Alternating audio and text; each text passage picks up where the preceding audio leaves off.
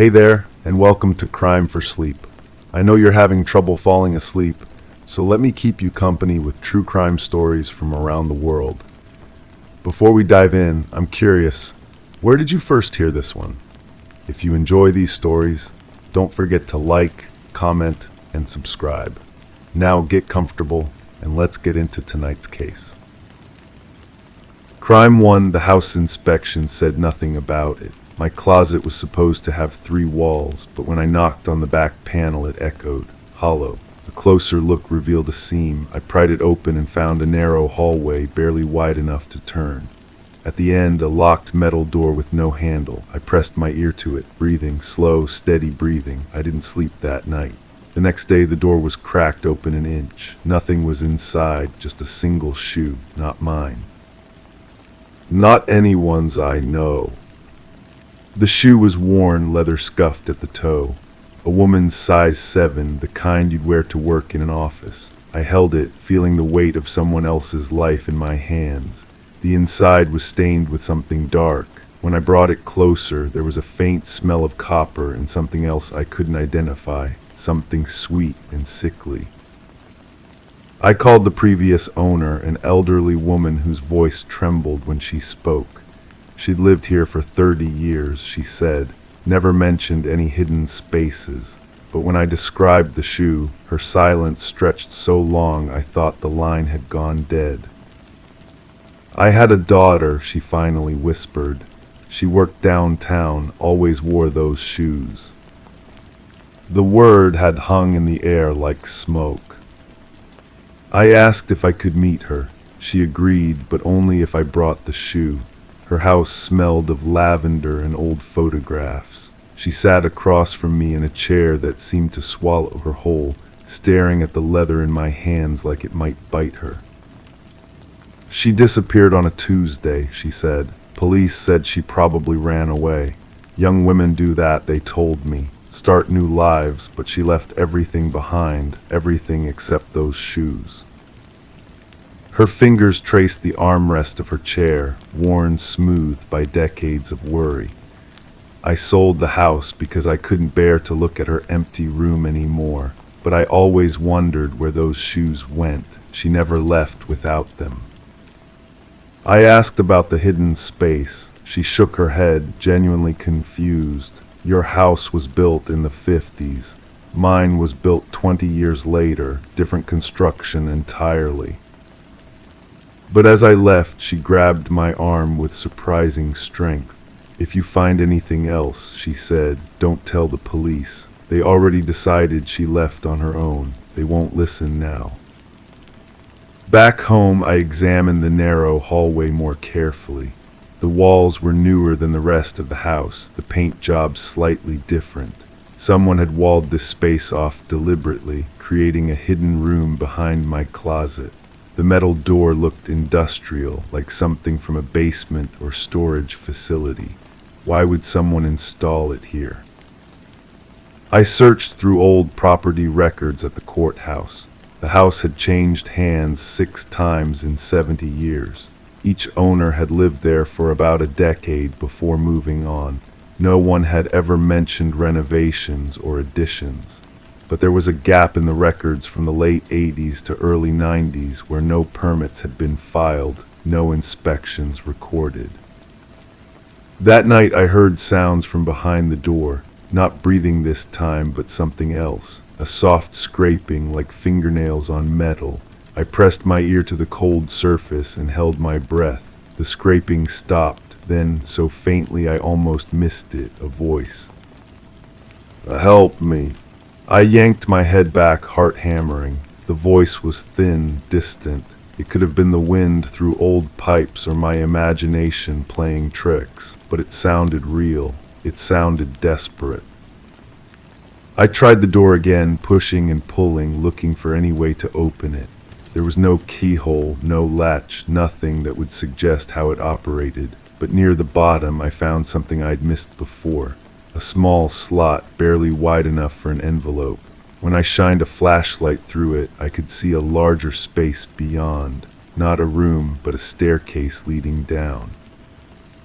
The next morning I found another item by the door. a bracelet tarnished silver with a small charm shaped like a bird. It was warm to the touch, as if someone had just been wearing it. I wrapped it carefully and took it to a local jewelry shop. The owner, a man with thick glasses and gentle hands, examined it under his loupe. "Custom work," he said, "probably made in the 80s. See this bird? It's a swallow, symbol of safe return, usually given to someone going on a long journey." He turned it over, revealing an engraving on the back, 2 initials and a date. The date was from 37 years ago, just a few months before the elderly woman's daughter had disappeared. I showed the bracelet to the woman. She collapsed into her chair, face white as paper. "Where did you find this?" When I told her, she began to cry, not the quiet tears of an old woman, but the raw sobs of a mother who'd lost everything. "I gave this to her for her birthday. She said it would keep her safe when she traveled for work. She was wearing it the day she disappeared." "What kind of work did she do?" "Real estate. She specialized in foreclosures and estate sales, always traveling to look at properties, meeting with strangers. I worried about her, but she said she could handle herself." I asked if she remembered any specific properties her daughter had been investigating before she disappeared.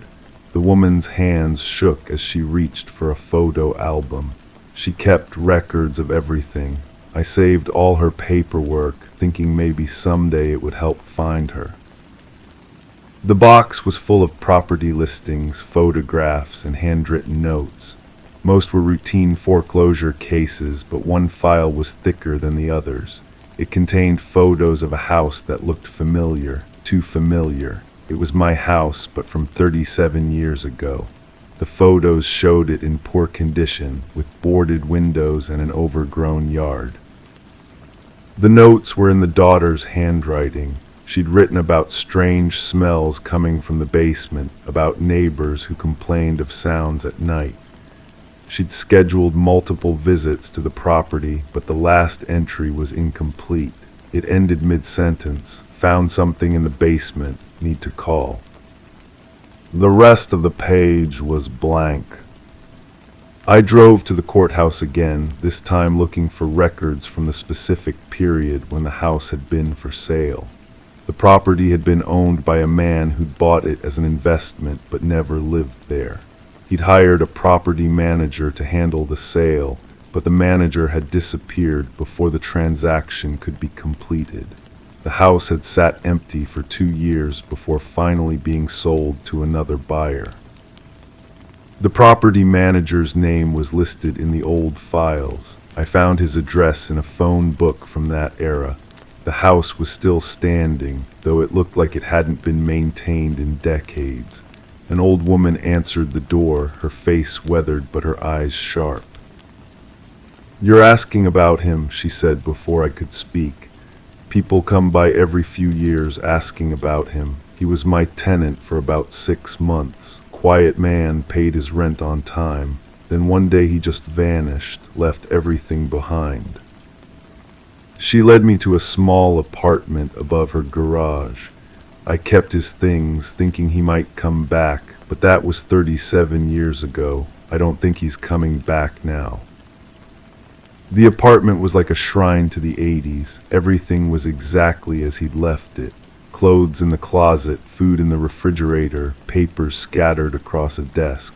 But what caught my attention was a wall covered in photographs. All of them showed the same house, my house, from every angle at different times of day in different weather conditions. He'd been watching it. On the desk, I found a journal filled with meticulous notes, dates, times, descriptions of people coming and going. He'd been documenting everyone who visited the property. The last entry was dated the same day the real estate agent had disappeared. "She found the room," it said. "She knows about the stairs, have to move her before she tells anyone." My hands were shaking as I read the words. The old woman stood in the doorway, watching me with curious eyes. "What kind of man was he?" I asked. Quiet, like I said, but there was something about him that made me uncomfortable.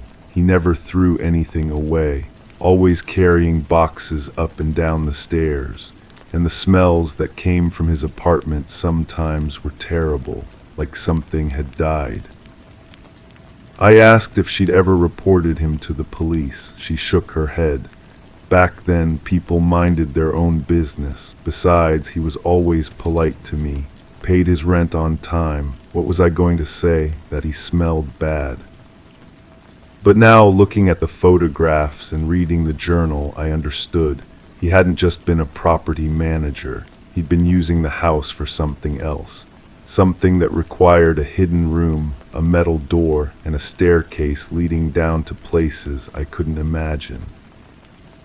The bracelet felt heavy in my pocket. The shoe sat on my kitchen table, still carrying the weight of someone's last moments. And behind my closet, the narrow hallway waited in darkness, holding secrets that had been buried for 37 years. I knew I should call the police, but the elderly woman's words echoed in my mind. They already decided she left on her own. They won't listen now.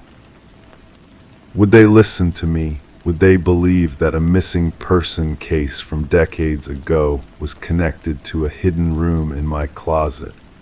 Or would they think I was just another homeowner with an overactive imagination? The metal door remained closed, but I could feel something waiting behind it. Something that had been waiting for 37 years for someone to find it, to understand it, to finally give it a voice. I stood in my closet, staring at the narrow hallway that had appeared in my life like a crack in reality. The breathing sounds had stopped, the scraping had stopped, even the voice had gone silent.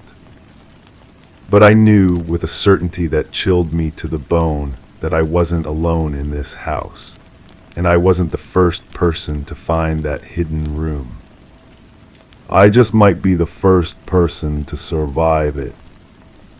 Crime 2, the floor in my bedroom creaked in one exact spot like it was thinner there. I peeled back the boards and found a trapdoor sealed with wax.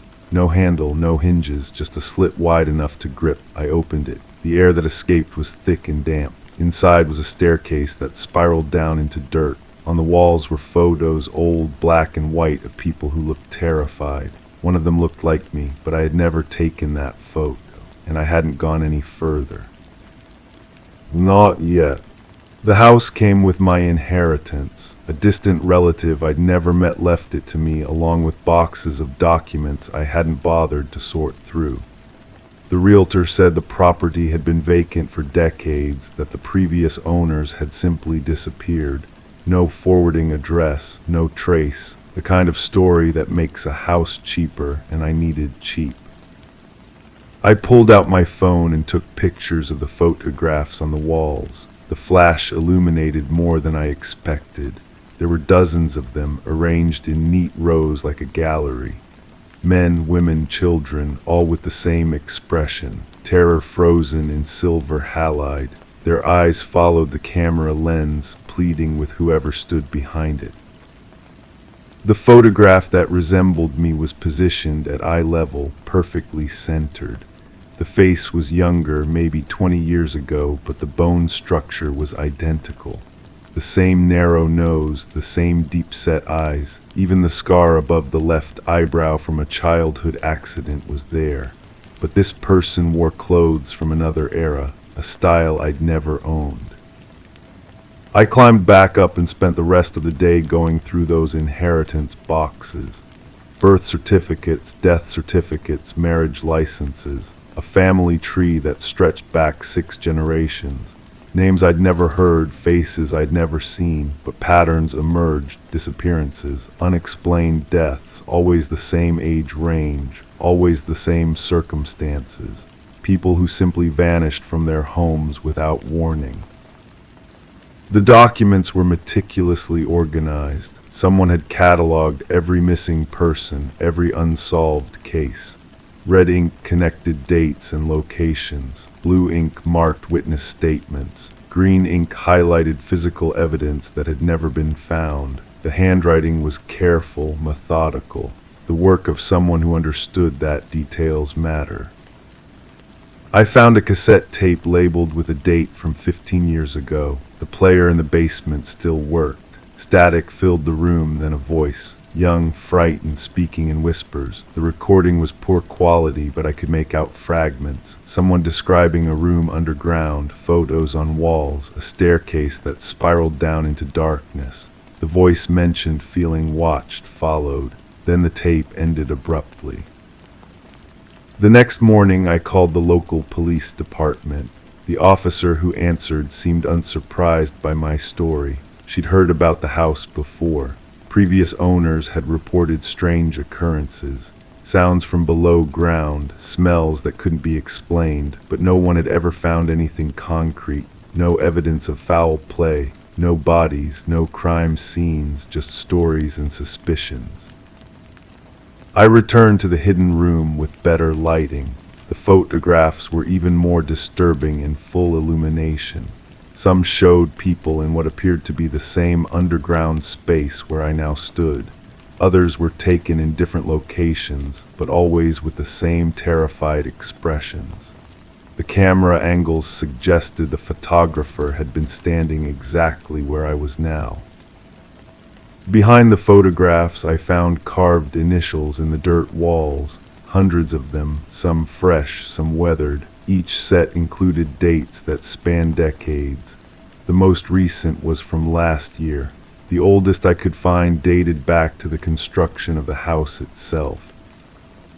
I touched the carving and felt something give way, a loose stone. Behind it was a small cavity containing a leather journal.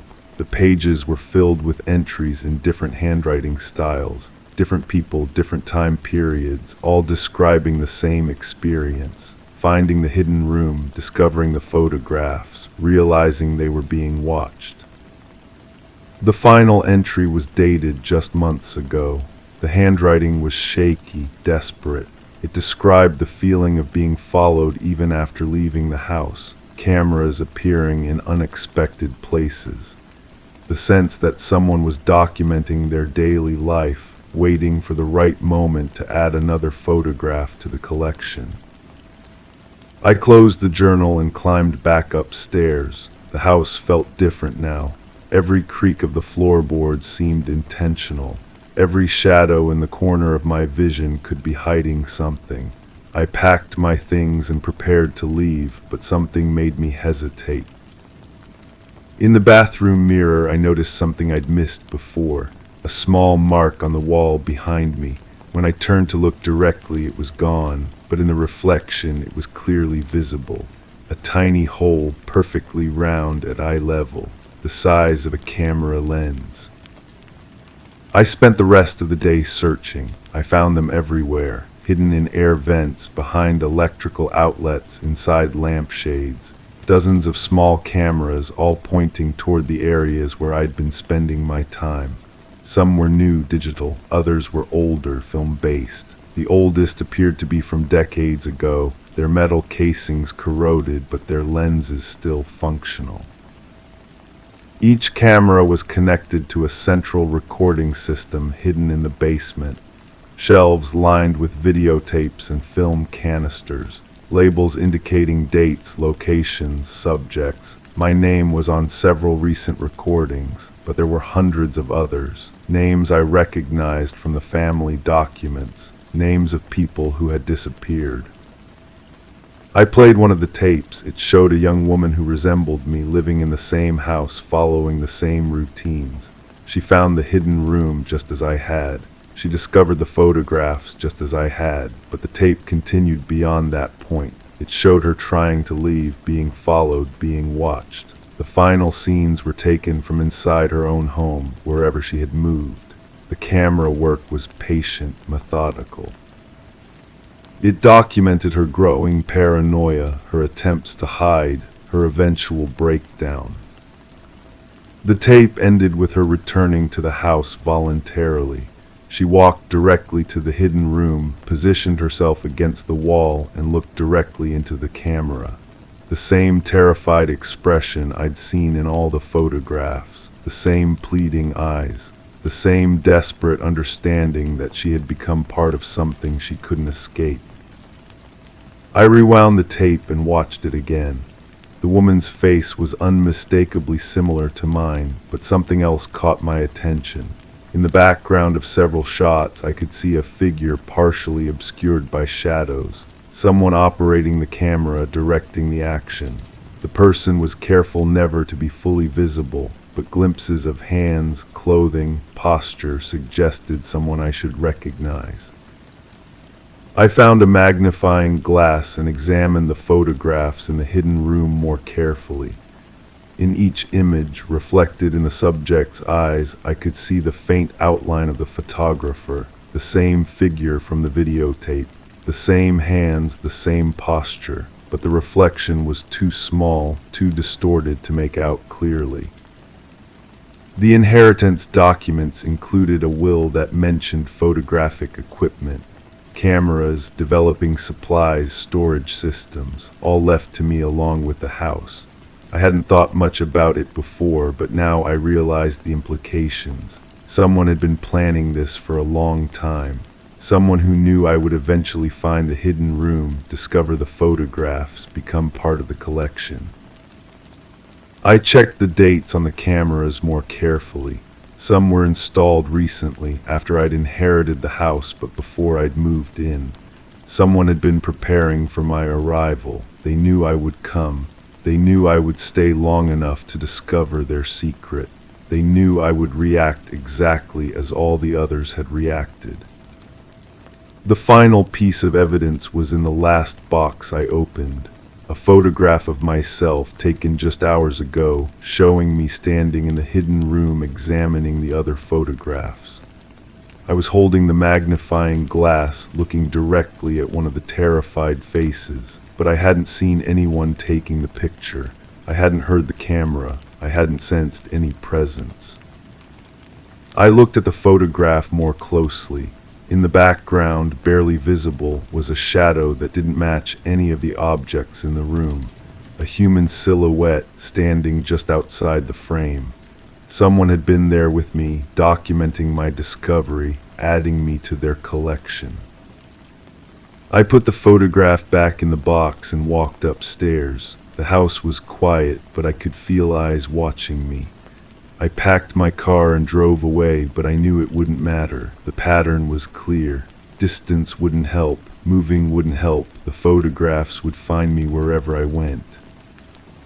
The camera in my rearview mirror followed me for several blocks before disappearing into traffic. But I know it's still there somewhere, patient, methodical, waiting for the right moment to complete the collection. Crime 3, it started with shoveling, all day and deep into the night. No one else noticed. No one cared. I saw the pile of soil growing in the backyard, and eventually the hole became a pit, then a tunnel. One morning there was just silence. I walked over. The hole was wide open, and a single glove lay beside it. I called out. No answer. I waited. Days passed. Then one night there were fresh footprints coming out of the hole, but no one returned, and now I hear something digging under my house. The rhythm became my alarm clock, metal against earth, scraping and cutting through the silence that usually blanketed our quiet neighborhood. At first I thought it was just another home improvement project. People dig pools, install septic systems, plant gardens, normal things, but this wasn't normal. I'd watch from my kitchen window, coffee growing cold in my hands, as the figure bent and straightened. The pile of dark soil grew higher each day, spreading like a stain across the once pristine lawn. The hole deepened. What started as a modest excavation became something else entirely. My neighbor had always been peculiar, kept to themselves, rarely spoke beyond a polite nod, but this digging obsession felt different, urgent, desperate even. The sound carried through my walls, vibrating in my bones as I tried to sleep. I'd find myself counting the strikes, measuring the pauses between each thrust of the shovel. The smell started on the fourth day, not the clean scent of fresh earth, but something heavier, metallic, sweet in a way that made my stomach turn.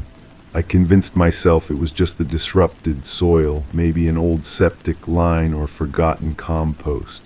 But when I stepped outside to check my mail, the odor clung to my clothes, followed me back inside.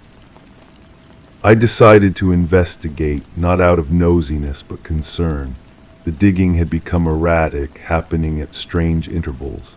Sometimes frantic bursts that lasted hours, other times just a few scattered scrapes before silence returned. I knocked on the front door. No answer. The curtains were drawn, the driveway empty except for a thin layer of mud tracked from the backyard. The hole was deeper than I'd imagined. Standing at its edge, I could barely see the bottom. The walls were smooth, almost perfectly circular, carved with a precision that seemed impossible for one person working alone.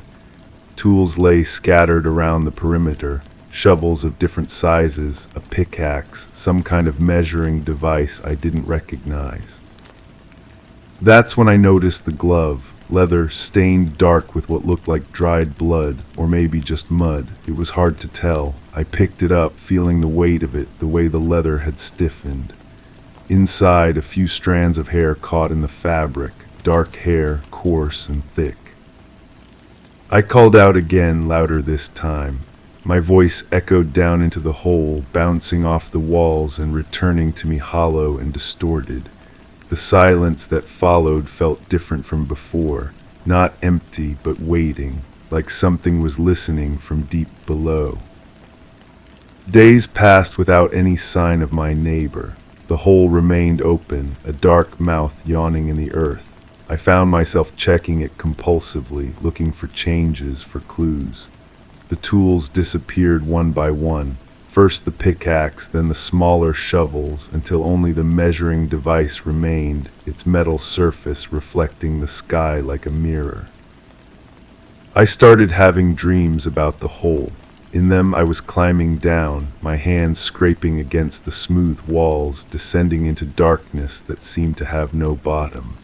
I'd wake with dirt under my fingernails, though I knew I hadn't left my house. The dreams felt more real than reality, more substantial than the waking world. The footprints appeared on a Tuesday, fresh impressions in the soft earth around the hole's edge, leading away from the excavation and toward the fence line. But they didn't continue beyond that. They simply stopped, as if whoever made them had vanished into thin air. The prints were deep, suggesting weight or burden, and the sole pattern was distinctive, a work boot with a distinctive tread. I measured the prints against my own shoe. They were larger, wider, belonging to someone with a heavy step. Someone who had climbed out of that hole and walked away, leaving no trace beyond those few scattered impressions in the mud. The police weren't interested. Missing person reports require actual evidence of disappearance, not just neighborhood speculation. They took my statement with polite disinterest, noted the address, and filed it away. The detective who visited spent less than 10 minutes examining the hole, pronounced it a landscaping project, and left. But I couldn't let it go. The absence of my neighbor had become a presence in itself, a weight that pressed down on everything. I researched property records, looking for clues about the land's history. What I found made my blood run cold. The lot had been the site of a construction accident decades earlier. A worker had fallen into a foundation hole and died. The body was never recovered. The digging under my house started 3 weeks after the footprints appeared. Soft scratching sounds in the walls, like mice or rats, but too rhythmic to be random, too purposeful. I'd lie awake listening to the steady scrape, scrape, scrape coming from somewhere beneath my floorboards. During the day, I'd search for signs of intrusion, but found nothing. No disturbed soil, no entry points, no evidence of anything at all. I hired a contractor to examine my foundation. He found the tunnels, a network of passages running under my house connecting to the neighbor's property. The contractor's face went pale when he showed me the photographs. The tunnels were too precise, too carefully constructed to be the work of animals. Someone had been digging under my house for weeks, maybe months.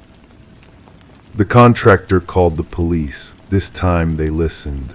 A full investigation team arrived with equipment and experts and dogs trained to detect human remains. They found the tunnels, mapped them, followed them back to their source. But they found no evidence of criminal activity. No bodies, no weapons, no signs of violence. Just empty tunnels and the persistent smell of earth and something else. Something that made the dogs whine and pull away from the deeper passages. Something that made the investigators exchange nervous glances and cut their exploration short. The case was closed within a week. Officially, no crime had been committed. My neighbor had simply moved away, and the tunnels were explained as an ambitious but ultimately abandoned basement project.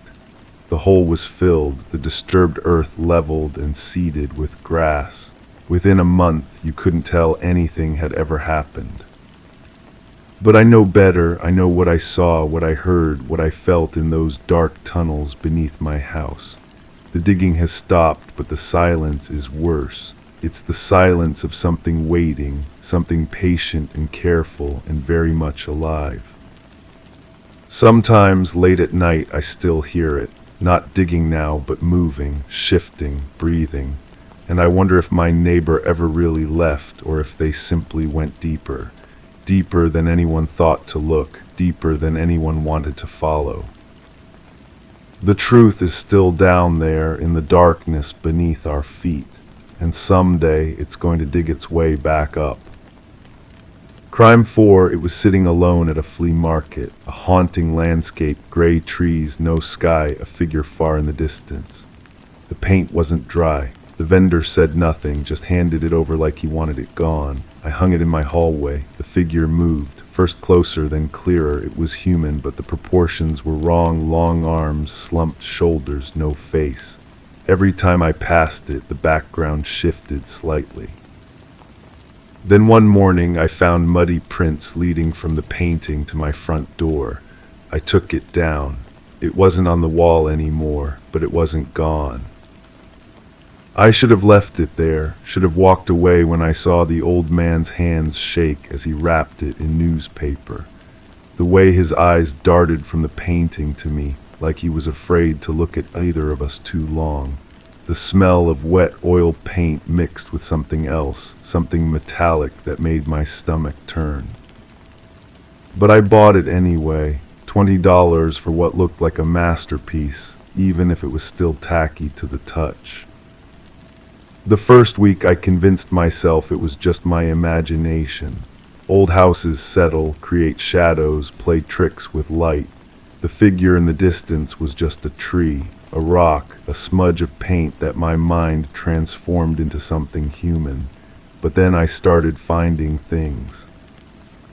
A business card tucked behind the frame.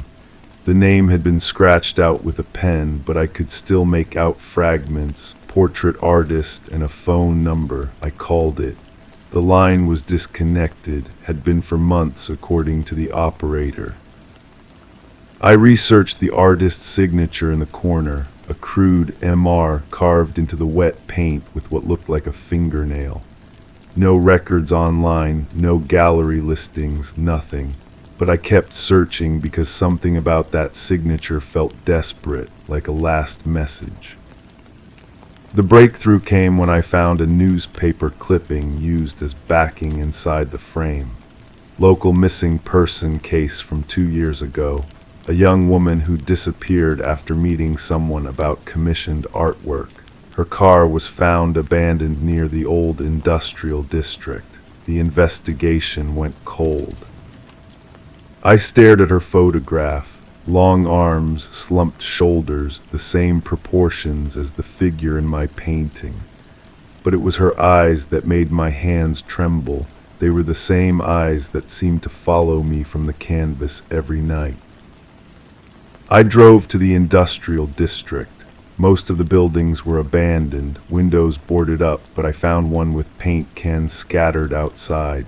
The door was unlocked. Inside, canvases covered every surface, dozens of them, all featuring the same gray landscape, the same distant figure. But in each one she was closer, clearer, more detailed. The smell hit me first, oil paint mixed with something organic, something that had been sitting in the heat too long. In the corner I found a makeshift studio, brushes still wet, palettes with fresh paint as if someone had just stepped out. And there on an easel was another painting. This one showed the figure up close, face finally visible. It was her, the missing woman, but her expression was one of pure terror. Behind the easel I found a journal. The handwriting was erratic, getting worse with each entry. The artist, Embark, had been documenting his process, his sessions with his model. The entries started professional, talking about capturing the perfect expression of fear, of vulnerability, but they devolved into something else: obsession, control. The last entry was just 2 words, written over and over, still wet. I called the police. They found the studio, found the paintings, found evidence of what had happened in that room. But they never found Embark. The old man from the flea market had disappeared. His booth empty, no forwarding address. The other vendors claimed they'd never seen him before that weekend. The missing woman's case was officially closed, but her body was never recovered. The paintings were taken as evidence, locked away in some police storage facility where they couldn't hurt anyone else. But I kept thinking about that phrase, still wet. How the paint on my canvas had never fully dried, how it seemed to move and shift when I wasn't looking directly at it. How the muddy footprints had appeared overnight, leading from the frame to my door, as if something had finally found its way out. I moved out of that house, but I still dream about the painting. In my dreams, I'm standing in that gray landscape, surrounded by trees that look like reaching arms, and in the distance I can see a figure walking toward me. She's clearer now, more defined, and she's not alone anymore. The police never asked me about the footprints, never questioned why I'd taken the painting down or where it had gone. They were satisfied with solving the cold case, with having answers to give the family. But I know the truth about that painting, about what Embark had really created in that abandoned studio. Art is supposed to capture life, to preserve moments in time, but some artists go too far, try to capture more than just an image. They try to capture the essence, the soul, the living breath of their subject, and sometimes they succeed. I still check the flea markets, still scan the faces of vendors and artists, looking for MR, looking for signs of other canvases that might still be wet, because I know he's out there somewhere, still creating, still trying to perfect his technique. And sometimes when I'm alone in my new apartment, I catch a whiff of oil paint and that metallic smell. I turn around, expecting to see gray trees and a distant figure, but there's nothing there. Just the clean white walls and the growing certainty that some things can never truly be contained, no matter how many layers of paint you use to cover them up. The art world likes to talk about pieces that speak to you, that follow you home, that become part of your life. But they never warn you about the ones that might literally do exactly that. Crime 5, I was brushing my teeth when I noticed it. A thick, dark liquid sliding from the faucet. It wasn't rust. It had a smell, sweet, metallic. I turned off the water. It kept dripping. I opened the cabinet underneath and found a small leather pouch tied to the pipe. Inside were tiny teeth. Human by the look of them, some still bloody. I called a plumber. He left after 5 minutes, pale and silent. The sink still drips, but only when I'm alone in the house. And sometimes I hear someone whispering under the cabinet. The plumber wouldn't return my calls. I found his business card crumpled in my pocket, corners already soft from nervous handling. The numbers seemed to blur together when I tried to dial them again.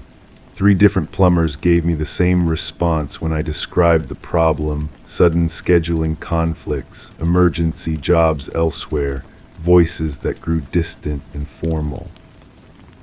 I decided to investigate myself. The house had been empty for 18 months before I moved in. The previous tenant had left suddenly, according to my landlord, who spoke in clipped sentences and avoided eye contact when I asked questions. The rent was suspiciously low for the neighborhood. I should have wondered why. In the basement, I found a workbench covered in dental instruments. Not the kind a dentist would use. These were crude, handmade tools with wooden handles worn smooth by repeated use. The metal was stained dark, and some implements had small scratches that looked like tick marks. I counted them: 47 on one tool, 32 on another. The numbers meant something. The whispers grew louder that night, not words exactly, but sounds that resembled speech, urgent, pleading tones that seemed to come from deep within the walls. I pressed my ear against the bathroom cabinet and heard what sounded like multiple voices, overlapping and desperate. The dripping had stopped, but the silence felt worse than the sound. I started researching missing persons cases. The local library had newspaper archives going back decades. The librarian, a woman with nervous hands who constantly touched her mouth while speaking, seemed to know what I was looking for before I asked. She directed me to a specific section, then disappeared into the stacks. 17 people had vanished over the past 5 years. All young, all last seen near the area where my house sat. The articles were brief, factual, but I noticed patterns. Each person had distinctive dental work mentioned in their descriptions. One had a gold tooth, another had braces, a third had recently gotten dental implants. The previous tenant's name appeared in one article as a potential witness. He had seen one of the missing persons walking past his house.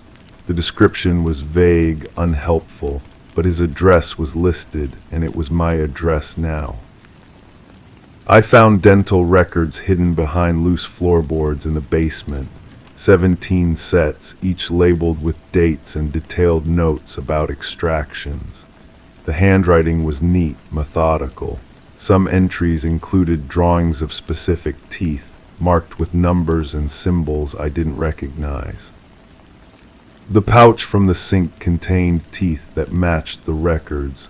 I compared them under a magnifying glass, checking each against the detailed charts. The matches were perfect.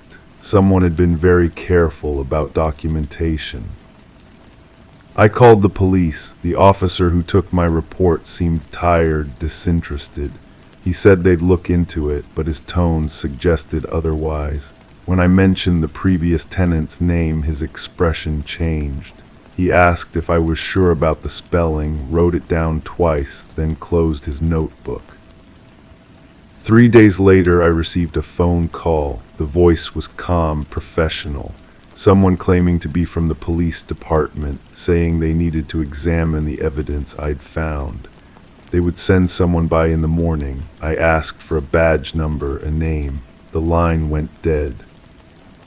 I didn't sleep that night. The whispers had returned, louder now, more insistent. I could almost make out words, names, maybe, or please. The dripping had resumed too, but when I checked the sink, it was dry. The sound was coming from inside the walls. No one came in the morning. When I called the police station, they had no record of my report. The officer I'd spoken to was on vacation, they said. Had been for 2 weeks. I asked to speak to someone else about the missing persons cases. The desk sergeant told me those files were classified, part of an ongoing investigation. The dental records disappeared. I searched everywhere, the basement, the floorboards, even the spaces between walls I could reach. Someone had been in my house while I slept. Nothing else was missing, but the records were gone. The teeth from the pouch were gone too. I found new information at the library. The previous tenant had worked as a dental assistant before moving to the house. He'd lost his job under suspicious circumstances, missing supplies, altered patient records. The clinic had filed a police report, but charges were never pressed. The owner of the clinic had died in a car accident shortly after. The librarian gave me a box of materials she'd set aside. Inside were photographs from the dental clinic, staff records, and patient files. The previous tenant appeared in several group photos, always standing slightly apart from the others. His smile never reached his eyes. I studied the patient files. Many names matched the missing persons list. Each file contained detailed notes about extractions, procedures that seemed unnecessary. The handwriting was the same as the basement records. The whispers stopped suddenly. The house felt different, not peaceful, but expectant. I checked the sink. The dripping had stopped too. The bathroom cabinet stood slightly open, though I was certain I'd closed it. Inside the cabinet, I found a new pouch. This one contained a single tooth, still warm. It was my tooth, the one I'd lost as a child, the one I'd placed under my pillow for the tooth fairy. I recognized the chip from when I'd fallen off my bike, but I'd lost that tooth decades ago, hundreds of miles from here. I packed my belongings that night. The landlord seemed relieved when I called to break the lease. He offered to return my security deposit without question, no inspection required. His voice sounded hollow, distant. The moving truck arrived early. The driver, a man with calloused hands and tired eyes, helped me load my furniture. As we carried the last box, he paused at the front door. He looked back at the house, then at me. "You hear them too," he said. It wasn't a question. I nodded. He shook his head slowly. Some houses hold on to things, some people do too. He drove away without another word. I stood on the sidewalk looking back at the house. The bathroom window was open, though I was certain I'd closed it. Something moved behind the glass, a shadow, a shape that might have been a person. I never learned what happened to the previous tenant. The police said he'd left no forwarding address, no emergency contacts. The dental clinic where he'd worked had closed permanently. The owner's family had sold the building, demolished it, built a parking lot in its place. Sometimes I still hear the whispers. They follow me now, soft voices in the walls of my new apartment. The bathroom faucet drips occasionally, though the maintenance man says there's nothing wrong with it. I've learned not to look under the sink. The tooth I found in the cabinet sits on my nightstand. I've tried to throw it away, but it always returns. Some nights I wake to find it warm in my palm, as if I'd been holding it while I slept. The chip is still there, still familiar. I have stopped reading missing persons reports. I don't want to know if the pattern has continued, if someone else has moved into that house. But sometimes, late at night, I find myself wondering about the 47 marks on that crude instrument. I wonder if the count has grown. The whispers are getting clearer now. I can almost make out words, names, pleas for help. They're getting closer, more insistent. And sometimes, in the quiet moments between sleep and waking, I hear my own voice among them, adding to the chorus that echoes through the walls. Crime 6, I went up to the attic to store old boxes. In the corner, barely visible in the shadows, was a crib, handmade, wooden, splintered. No one had ever told me there was a child in this house. It creaked softly back and forth. I got closer. Inside was a bundle of blankets, and they shifted. Something moved underneath. I pulled the covers back slowly. Nothing was there, but the mattress was warm, and something scratched the floorboards as I stepped away, something small, fast, following me. The house had been mine for 3 months. My aunt left it to me when she died, along with a stack of legal documents I never bothered reading completely. The neighbors barely spoke to me, just polite nods when I checked the mail, but their eyes lingered too long on my face, searching for something I couldn't identify. I went back upstairs that evening, flashlight in hand. The crib was still there, but now I noticed other things. A mobile hanging from the ceiling beam, its wooden animals faded and chipped. A rocking chair facing the window, its cushion worn smooth in the shape of someone who sat there often. The dust patterns on the floor showed footprints, small ones circling the crib in endless loops. The scratching sound returned when I knelt to examine the floorboards. Faster this time, more urgent. It seemed to come from inside the walls themselves, traveling along the beams like something trapped and desperate to escape. I pressed my ear against the wood and heard breathing, shallow, quick breaths that didn't match my own. I found the first photograph wedged between two loose boards, a woman holding a baby, both of them smiling at the camera. The woman looked familiar, but I couldn't place her face. The baby wore a white gown, too long for its tiny body. On the back, someone had written a date in pencil, but the numbers were smudged beyond recognition.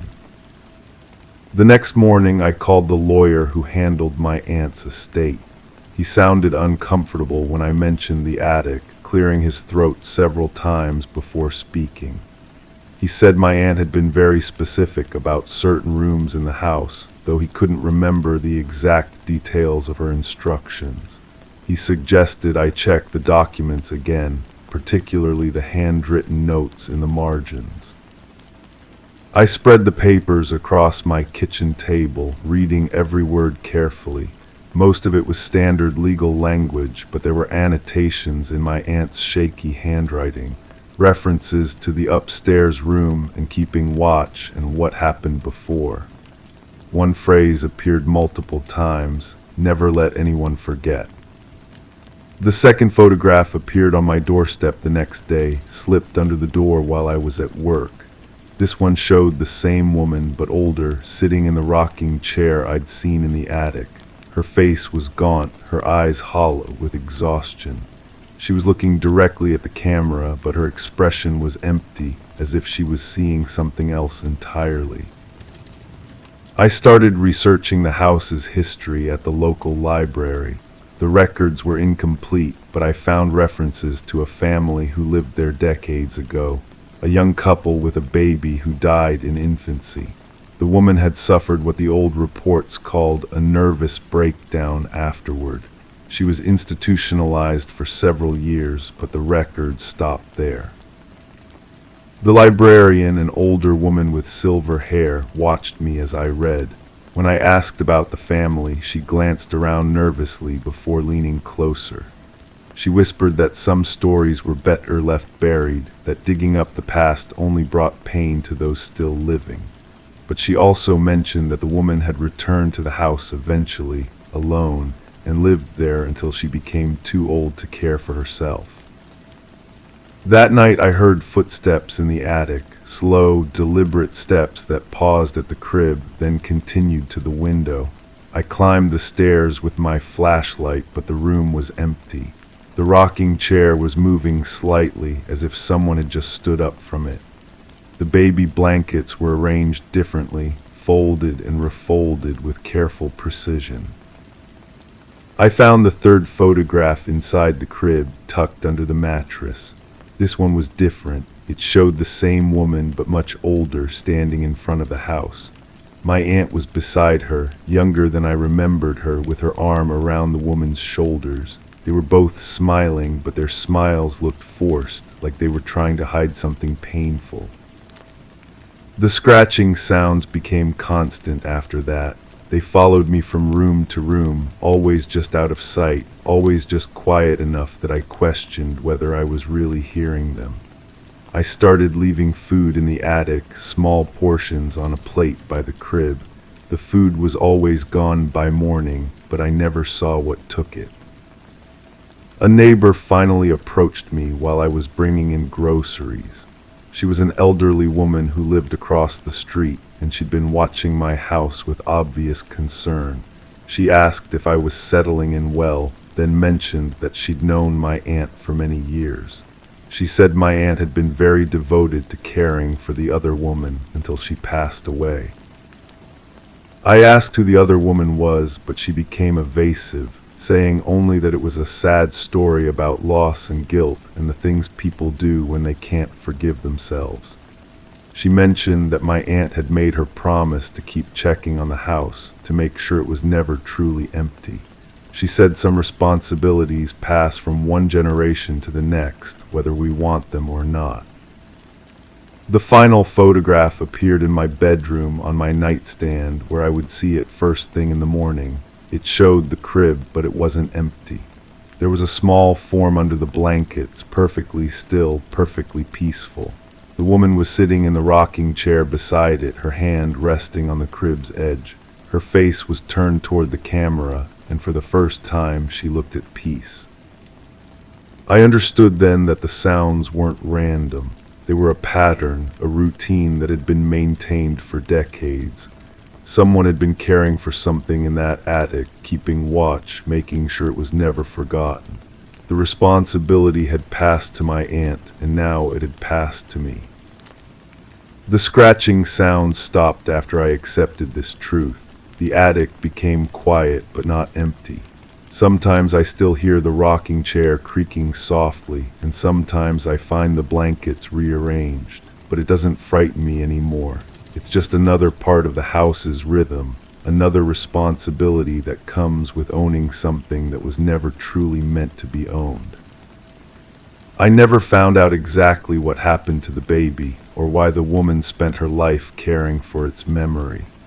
Some truths are too heavy to carry alone, and some stories are too painful to tell completely.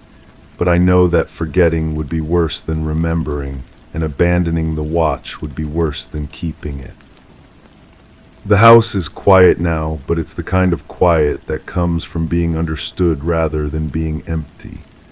And sometimes, in the space between sleeping and waking, I think I hear something small and content finally at rest.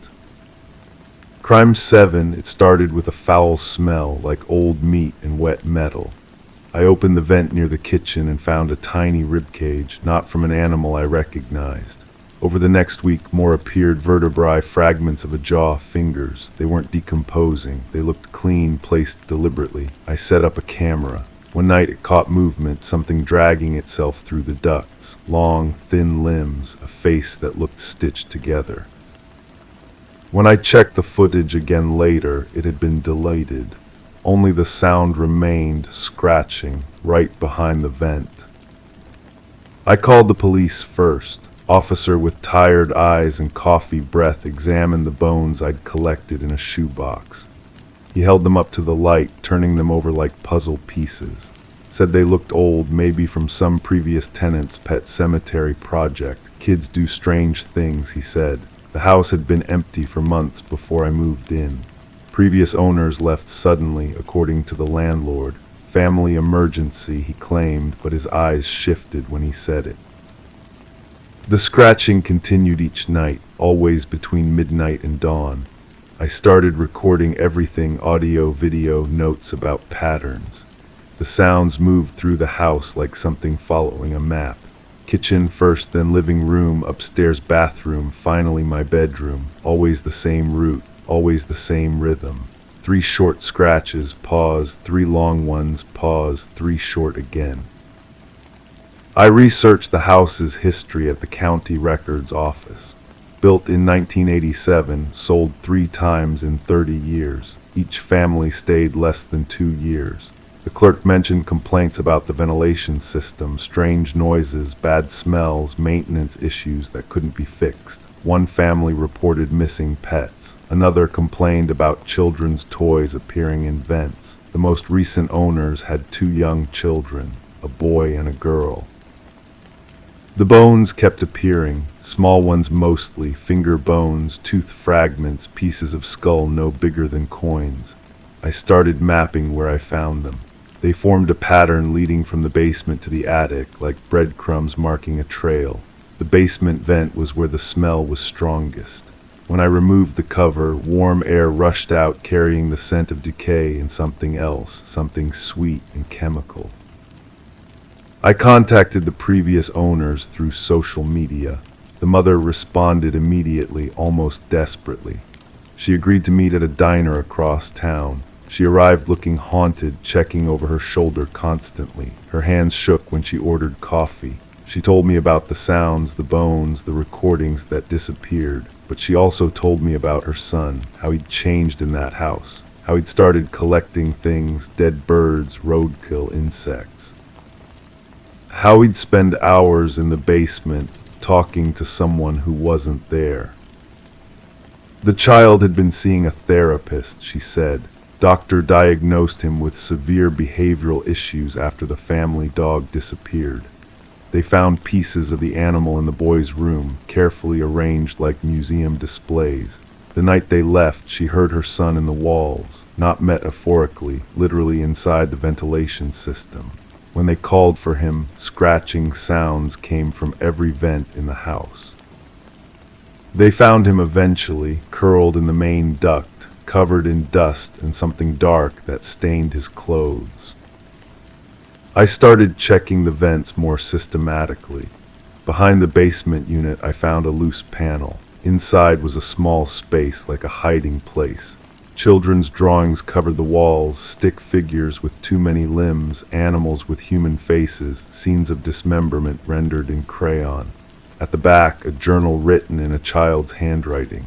Pages and pages about the game and feeding the walls and making friends with the bones.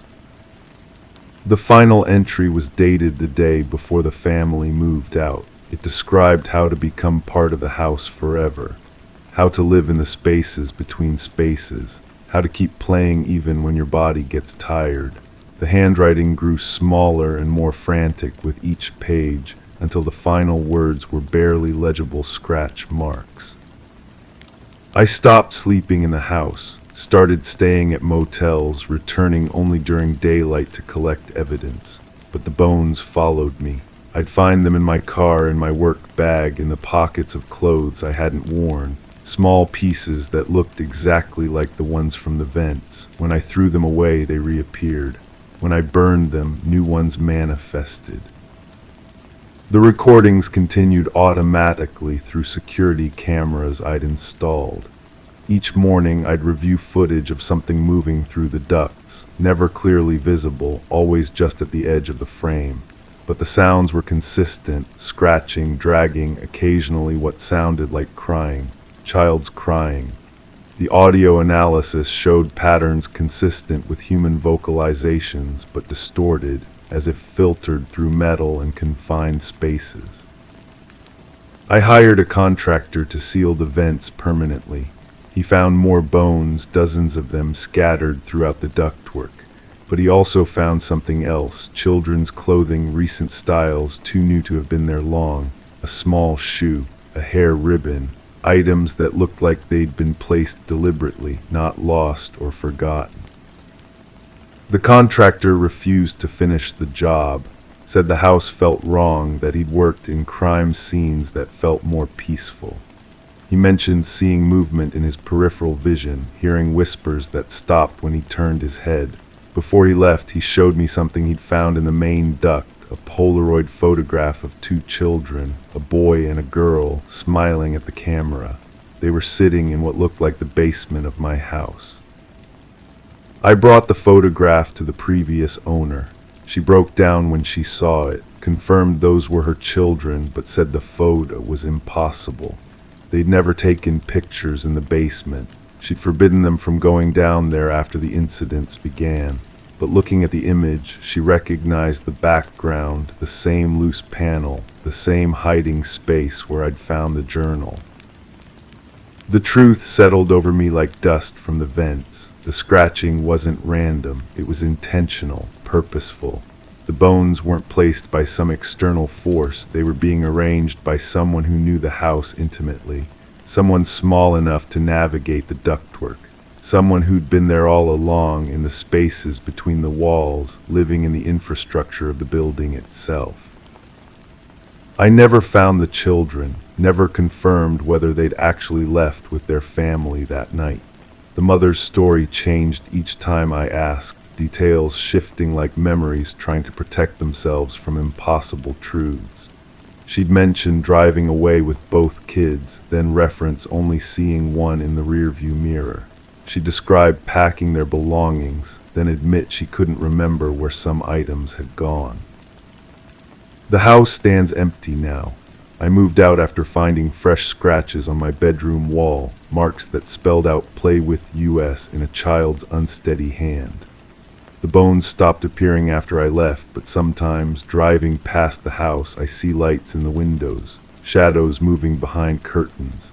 And I wonder if some games never end, if some children never really leave, if some houses hold on to their occupants long after the lease expires. The scratching follows me in my dreams now. 3 short, 3 long, 3 short, like a message I'm not ready to decode, like an invitation I'm afraid to accept. Crime 8, it was unmarked, sealed with wax, no return address.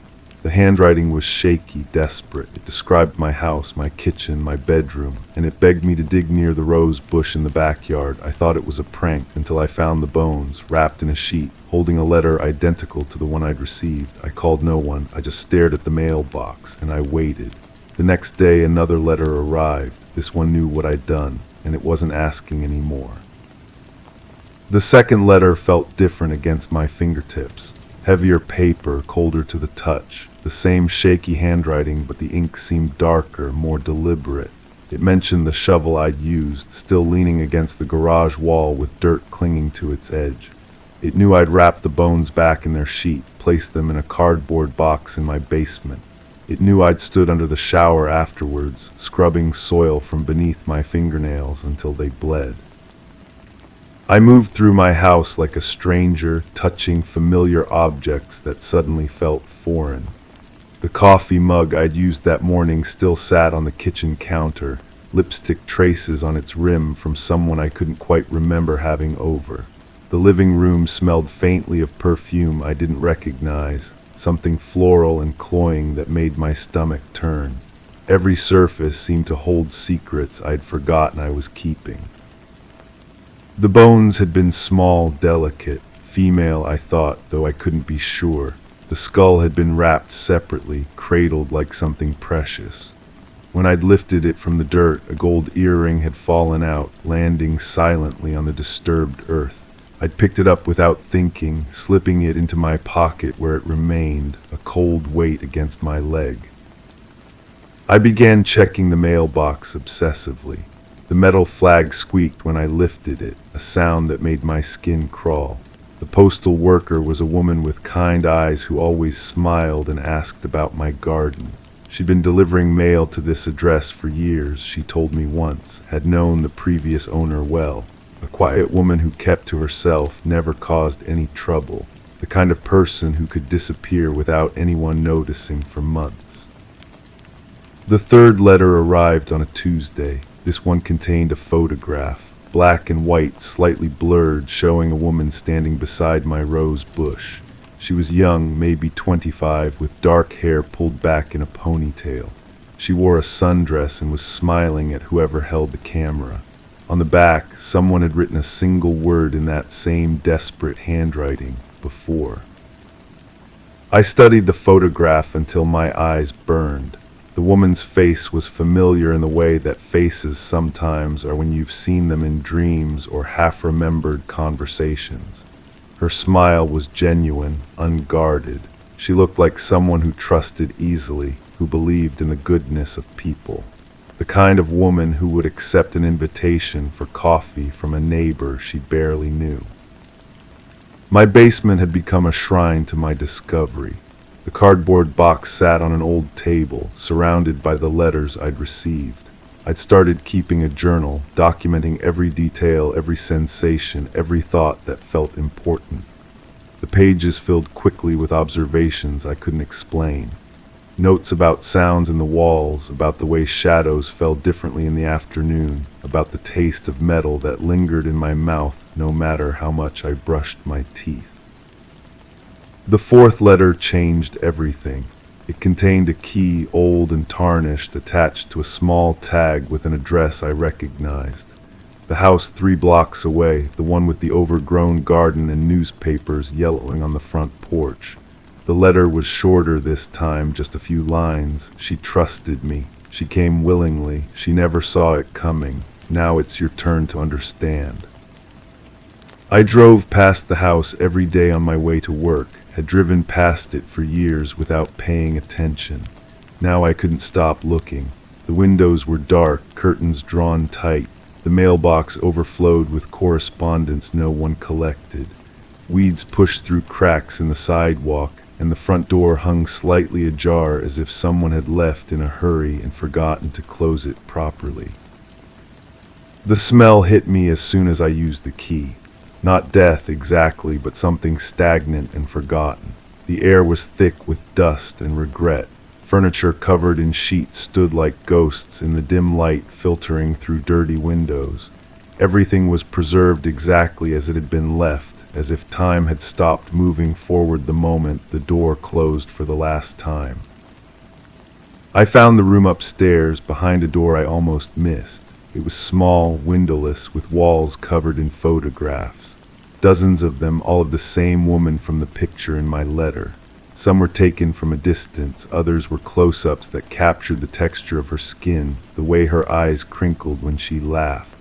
At the center of the wall was a larger photograph, professionally taken, showing her in a wedding dress I'd never seen before.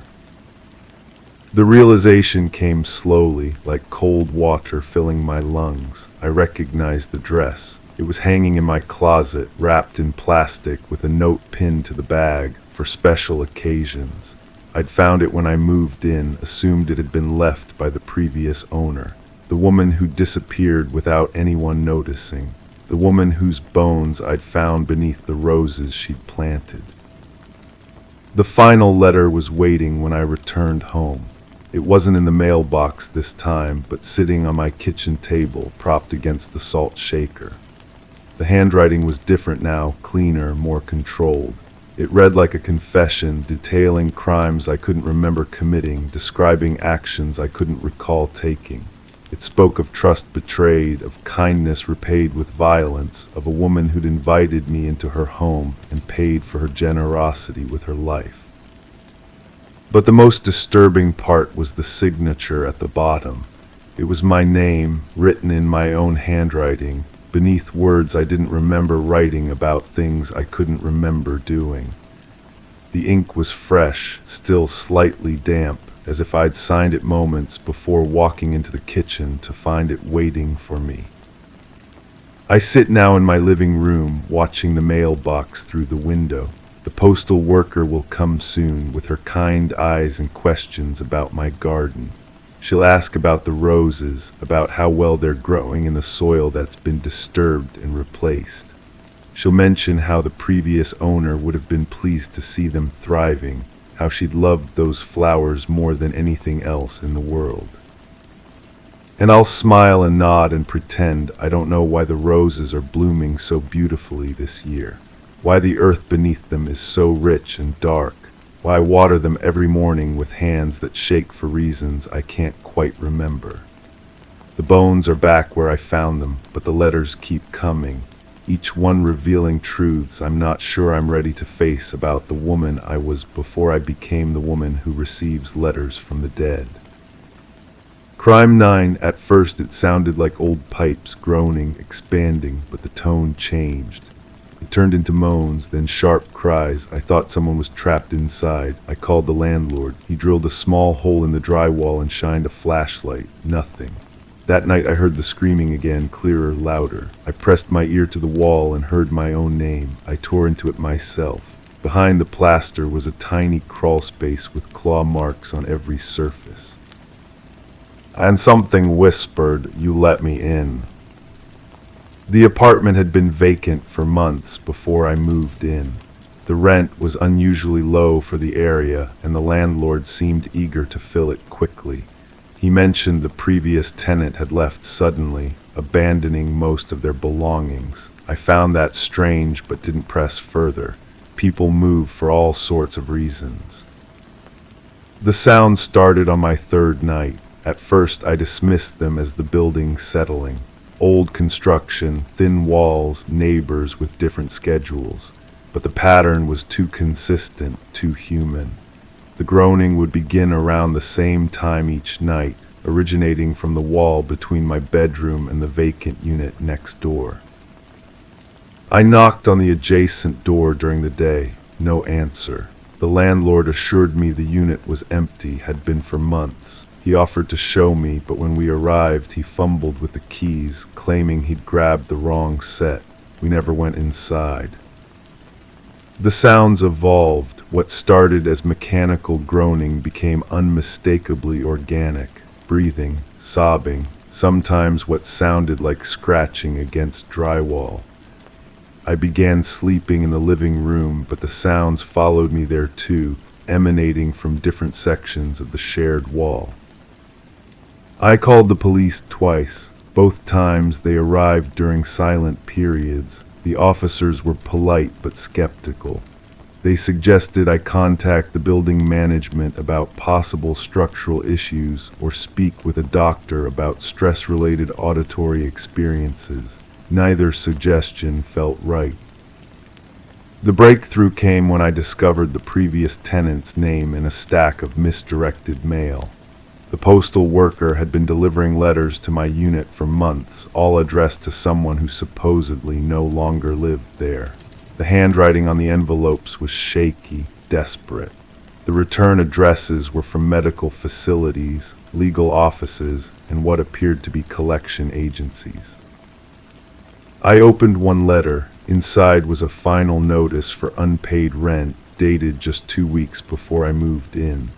The landlord had lied about the timeline. The previous tenant hadn't left months ago. They'd been evicted recently, possibly while I was signing my lease. That night the sounds were different, clearer, more focused. I pressed my ear against the wall and heard what sounded like my name being called. Not shouted, but whispered with an urgency that made my skin crawl. The voice was hoarse, broken, barely human. I began documenting everything, recording the sounds, measuring their duration, noting patterns. The audio files were mostly static and ambient noise, but occasionally, buried in the digital silence, were fragments of something else. Breathing, movement, words I couldn't quite decipher.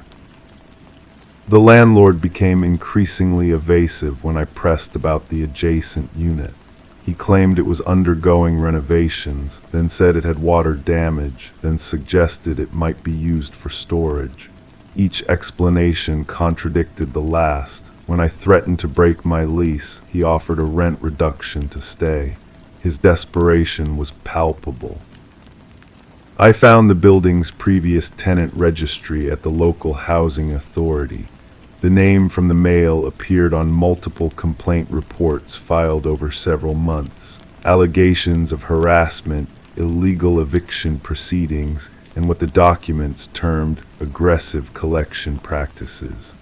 The complaint stopped abruptly around the time I moved in. The scratching sounds intensified.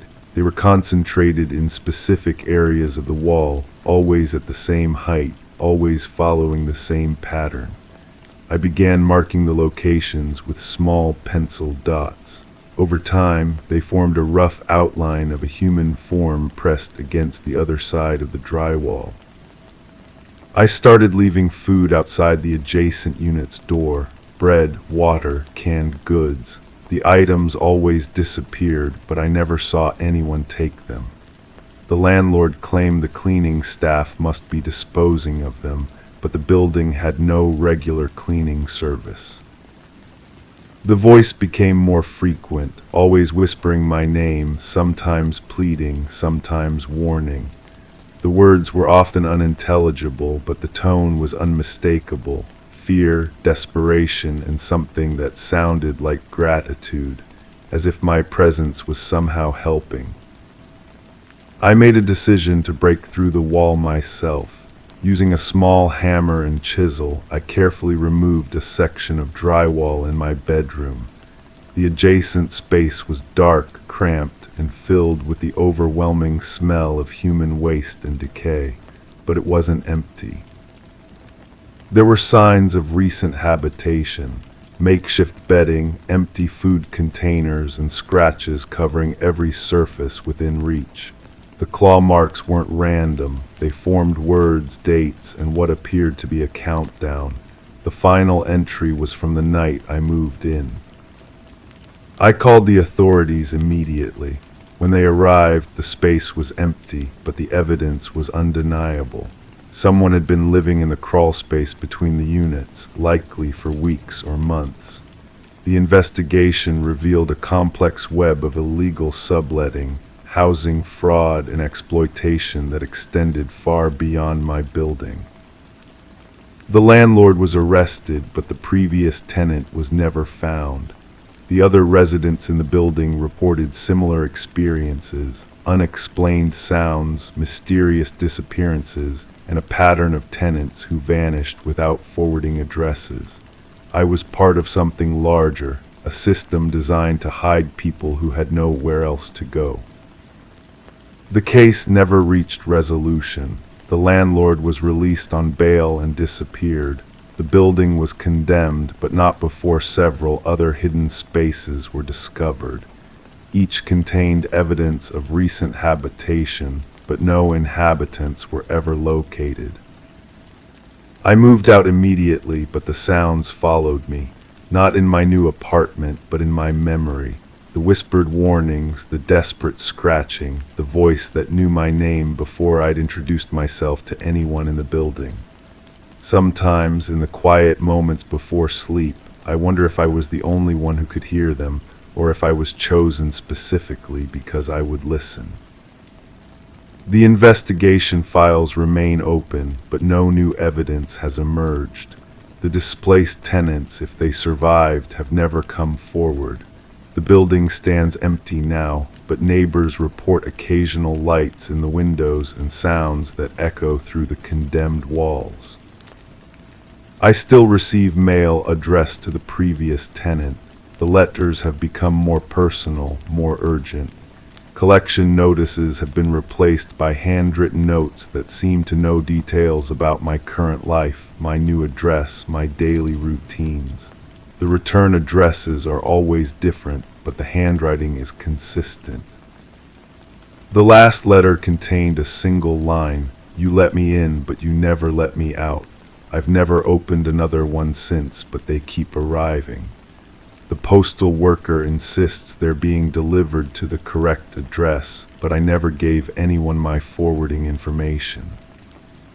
Some nights I still hear the scratching, not from the walls, but from somewhere much closer, as if whatever was trapped in that crawl space found a way to follow me home. The sound is patient, methodical, and growing stronger. I've learned to sleep with the lights on, but the darkness feels closer now, more present. The case files are public record, but most of the details were never released. The official report lists it as a housing fraud investigation with no suspects in custody, but I know there's more to the story.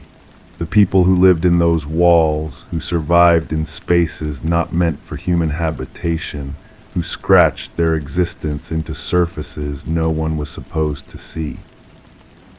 They're still out there in the spaces between spaces, waiting for someone to listen.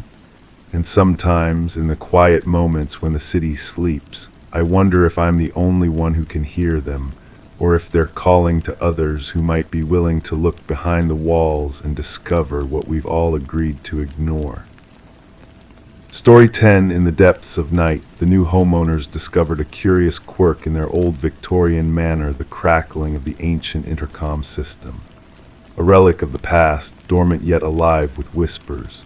Late one evening, curiosity led the husband to press the button, and a ghostly voice murmured, "Why did you come back?" Startled, he turned to his wife, but she denied speaking those words.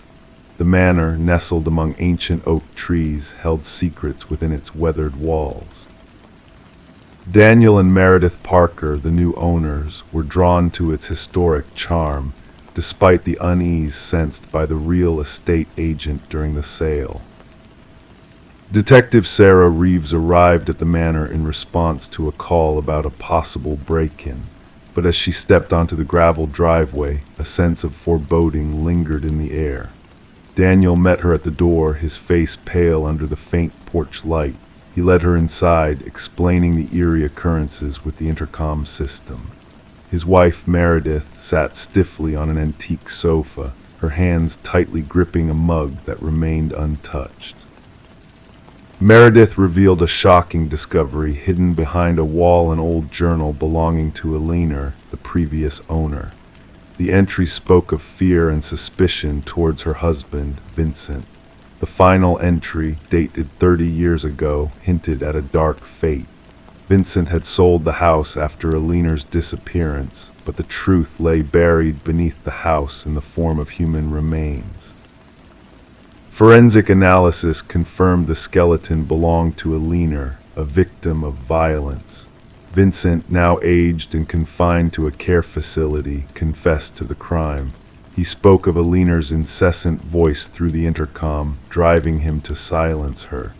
Vincent's elaborate deception crumbled under the weight of evidence, leading to a swift guilty plea. The house, tainted by its history, bore witness to the unraveling of a decades-old mystery. Daniel and Meredith, unable to bear the weight of the past, sold the property. Before departing, they held a solemn memorial for Alina in the restored garden. The intercom, a conduit for the past, was removed by the new owners during renovations, its whispers fading into memory. Detective Reeves revisited the case file, pondering the house's eerie ability to reveal its secrets. The echoes of justice reverberated through time, marking the end of a dark chapter. As she passed the manor on her way home, Detective Reeves listened for whispers on the wind, a reminder of the house that answered back, its secrets now laid to rest. Story 11. She entered through the front door, dust dancing in the still air. The abandoned house stood frozen in time, its walls shedding memories, its furniture cloaked in white. Each step felt like a journey into a forgotten moment, with one peculiar exception: the doors. No matter which one she chose, they all guided her back to the parlor, a loop of rooms leading nowhere but back to the beginning. The only escape seemed to be the way she had come, yet when she turned, the front door had vanished into thin air. The unveiling of Morgan Pierce's lifeless form transformed the desolate Victorian into a scene of mystery and intrigue. Detective Sarah Lind lingered in the shadows, observing as forensic experts floated through the dimness like specters. Once a mere curiosity among the townsfolk, the house now harbored secrets darker than whispered tales. Initial signs suggest she passed 3 days ago, murmured the medical examiner, his words barely audible. Asphyxiation seems to be the cause. Morgan's body sat serenely in an antique chair, facing the entrance as though awaiting a visitor. No struggle, no marks of defense. The scene exuded a chilling tranquility that unsettled even the seasoned investigators. "Who discovered the body?" Lind inquired, poring over her notes. "A real estate agent showing the property," her partner replied. They stumbled upon her seated there, mistaking her for a trespasser until they drew near. Since the passing of its previous owner, Alina Blackwood, 5 years prior, the house had remained unclaimed, shrouded in legal disputes and neglect, a haven for mischief makers and thrill seekers. Morgan Pierce, a 26-year-old graduate student delving into architectural enigmas for her thesis, had a keen interest in spaces that defied conventional norms. Her friends described her as diligent, driven, drawn to places that challenge perception. The abandoned Victorian, notorious for disorienting visitors, undoubtedly intrigued her. Her roommate reported her missing 2 days back, Lind remarked. Morgan had mentioned investigating the house where souls wander for her studies. In the days leading up to her demise, Morgan revisited the house repeatedly. Her journal entries detailed peculiar acoustics, chilling drafts, and doors that led to varying destinations with each opening. In her final notes, she spoke of bringing specialized tools to capture what she referred to as spatial inconsistencies. Yet those tools remained elusive. During the autopsy, a surprising revelation surfaced: traces of a rare plant-derived alkaloid in Morgan's system, known for inducing disorientation and vivid illusions in small doses. She wasn't one for recreational drugs, her partner affirmed. Morgan was meticulous in her research. She wouldn't have jeopardized her senses intentionally. Deleted messages on Morgan's phone hinted at clandestine conversations with a kindred spirit fascinated by the house, someone who professed to grasp its enigmas. Their exchanges grew intimate and enigmatic. The house retains its memories, one message disclosed. It yearns for revelation. The trail led Lynn to Adam Reeves, an architectural historian who shared a professional bond with Morgan that transcended into something deeper. Reeves, well versed in rare spatial phenomena, was captivated by her theories. However, his alibi placed him miles away at a university event during the estimated time of Morgan's demise. A breakthrough surfaced from an unexpected source: Alina Blackwood's grandson, residing abroad. He divulged a family secret buried for generations. "My grandmother wasn't the sole Blackwood to perish in that house," he disclosed. "Others met their end there, always in the parlor, forever at peace. The family termed it the claiming." Journals spanning decades chronicled deaths attributed to natural causes, concealing a haunting pattern. Those who spent time within the house eventually succumbed to what the family cryptically called the influence. A secondary search unveiled a concealed chamber behind the parlor's hearth. Inside, Morgan's missing equipment was discovered alongside an array of artifacts from diverse indigenous cultures, meticulously arranged in a geometric dance. At the heart lay a weathered figurine embodying a deity associated with liminal realms, gateways between worlds. Traces of the alkaloid found in Morgan's system adorned the artifacts. The investigation took a curious twist as dust patterns within the house hinted at another presence during Morgan's final moments. Enigmatic fingerprints, foreign to Morgan or any known visitors, adorned doorknobs throughout the dwelling. 3 weeks into the inquiry, Adam Reeves was found lifeless in his residence. Mirroring Morgan's posture, serenity painted on his features, the potent alkaloid lingering in his veins. Clutched in his hand was a key alien to his apartment's locks, yet fitting seamlessly into the hidden compartment within the Victorian. In his farewell message, addressed to himself as a testament, Reeves inscribed, "The house doesn't ensnare you physically, it captures your perception." Morgan was correct. The doors laid where they always have, but something distorts your sense of direction. Once you grasp the truth, departure is at hand, yet by then, departure holds no appeal. The case remains open, labeled as suspicious fatalities under scrutiny. The Victorian now stands condemned, its secrets shielded by official barriers. Whispers persist of spectral lights flickering within on certain nights and of guests who vanish within its walls. Locals speculate that the house claims those who delve too deeply into its mysteries. Others muse that Morgan and Reeves uncovered an ancient force, one that thrives within the crevices of reality. The verity remains as elusive as an escape in a house where all paths circle back to the start. Story 12. The aged envelope exuded a sense of history with its yellowed edges, yet the stamp on it appeared fresh, as if it had been sent only days before. The detective, with a delicate touch, unfolded the envelope, revealing a solitary sheet of paper. The message typed on it bore an air of urgency, the characters uneven and rushed. "I am sorry for what I did." As the detective's fingers grazed the paper, a faint dampness clung to it, carrying a metallic scent that lingered in the air. A reddish smear along the bottom edge caught their attention, distinct from the ink on the page. Detective Sarah Morgan, donning gloves, carefully placed the letter into an evidence bag, recognizing the gravity of the situation. The forensics team's analysis confirmed her suspicions the reddish stain was indeed human blood, matching the DNA from an unsolved homicide case that had plagued the department for years. The victim, a young journalist named Rebecca Warren, had been discovered in her apartment, bearing multiple stab wounds. Her laptop was missing and her notes were strewn across the floor, hinting that the attack might have been linked to a story she was pursuing. Despite exhaustive interviews and countless hours of investigation, the case had turned cold. Now a mysterious letter had materialized at the police precinct, simply addressed to the Homicide Division.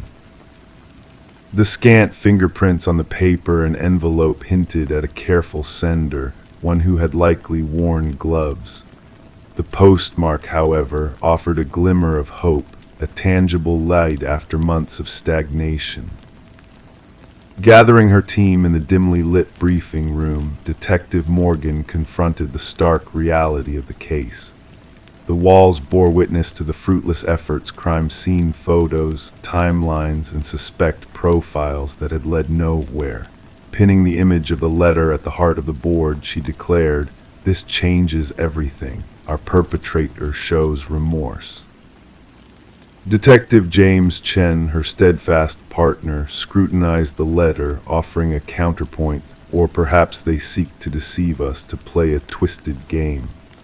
The forensics team's discovery of the typewriter's unique imprint patterns hinted at an obsolete model, a relic from a bygone era, uncommon yet not unattainable.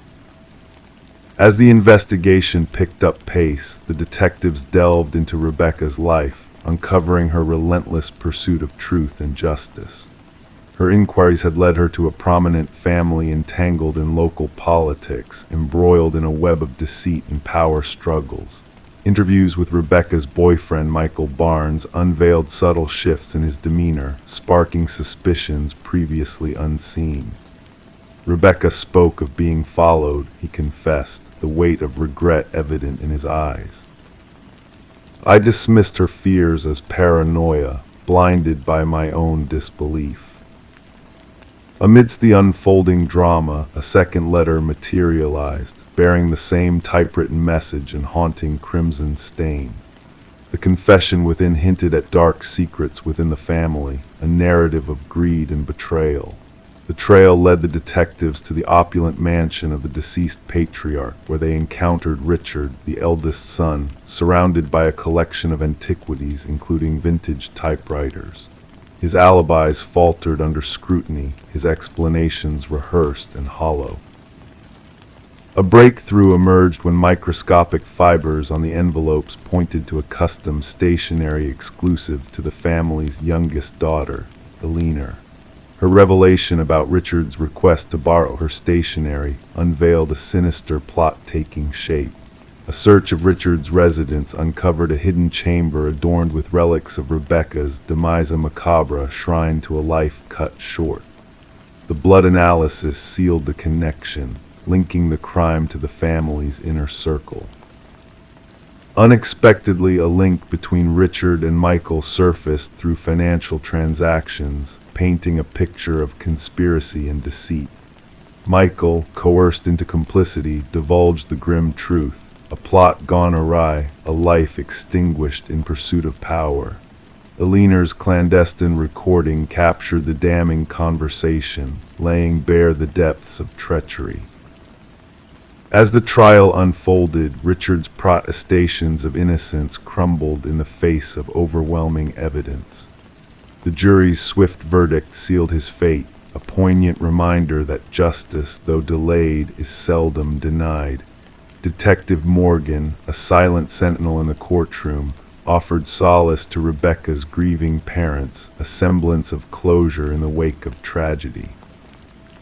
The blood-stained letters, now relegated to evidence storage, stood as a testament to the inexorable march of justice. a stark reminder that even the most meticulously planned crimes leave traces of guilt in their wake. The saga of Rebecca Warren became a cautionary tale in the annals of detective lore, a testament to the enduring power of conscience and the unyielding pursuit of truth in the shadows of deception. Story 13. In the quiet of the night, a faint flicker danced across the baby monitor screen, a mere glitch at first glance. The mother, nestled in her bed, brushed it off as mere interference, a trick of technology. But then the audio crackled, a static-filled hush cutting through the air, and a voice, soft and sinister, whispered, "SHHH, go back to sleep." A chill raced down her spine, her pulse quickening with dread. Without hesitation, she sprang from her bed, heart hammering in her chest, and rushed to her son's room. Panic clawed at her as she flung open the door, only to find the crib empty, the room still and silent. The window remained shut, the door securely locked. The only anomaly in the room was a stuffed rabbit lying on the floor, its glassy eyes fixed upon her, a silent witness to the unfolding mystery. Rebecca's scream tore through the night, a primal wail of terror and despair that echoed through the walls, reaching the ears of concerned neighbors who swiftly dialed emergency services. When authorities arrived, they found her cradling the stuffed rabbit, her body trembling as she rocked back and forth on the nursery floor, her eyes wide with disbelief and fear. Samuel, her 4-month-old infant, had vanished into thin air, leaving behind a void of unanswered questions and unrelenting anguish. The investigation that followed was shrouded in perplexity and shadows. No signs of forced entry marred the home, the security system standing steadfast through the night. The baby monitor footage revealed only the eerie voice and crackling static, a ghostly presence haunting the darkness. How could someone infiltrate a locked abode, snatch a child, and depart without a trace, save for a discarded toy with unblinking eyes? Suspicions soon turned towards Rebecca. Her husband Daniel had been absent on business, their relationship strained by the weight of parenthood and unspoken tensions. Medical records hinted at her struggles with postpartum depression, casting a shadow of doubt upon her maternal facade. The whispers of the community painted her as the villain in a tragedy she could not comprehend. Yet a glimmer of hope emerged amidst the shadows.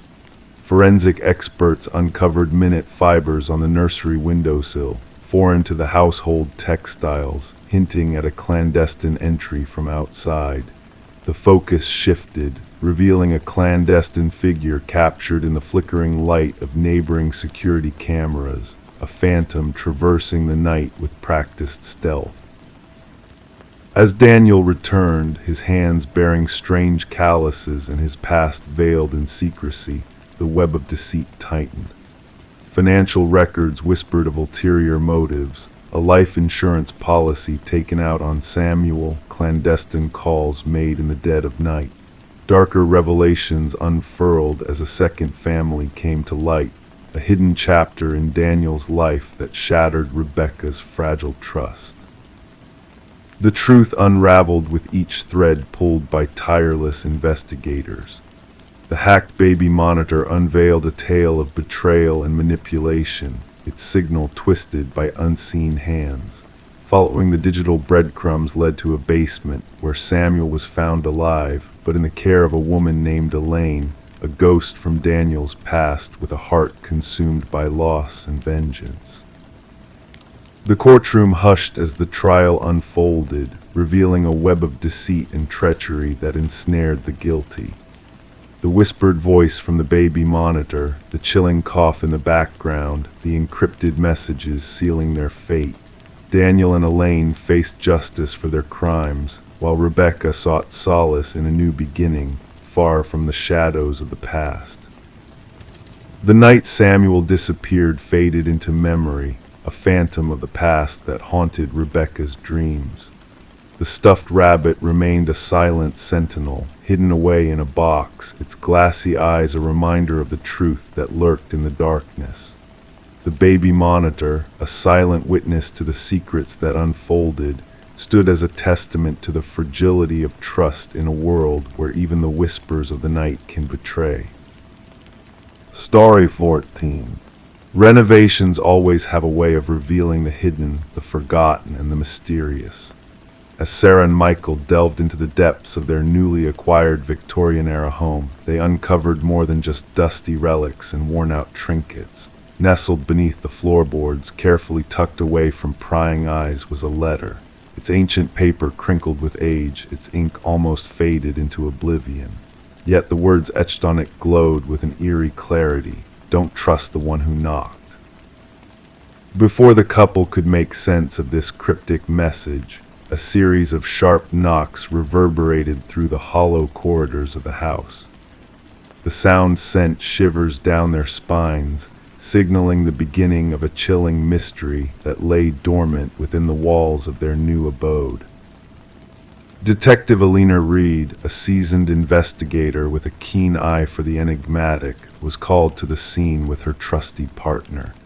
Together, they unraveled the eerie tale that unfolded before them. The floorboards were pried open, revealing a dark void below, a hidden chamber of secrets waiting to be unearthed.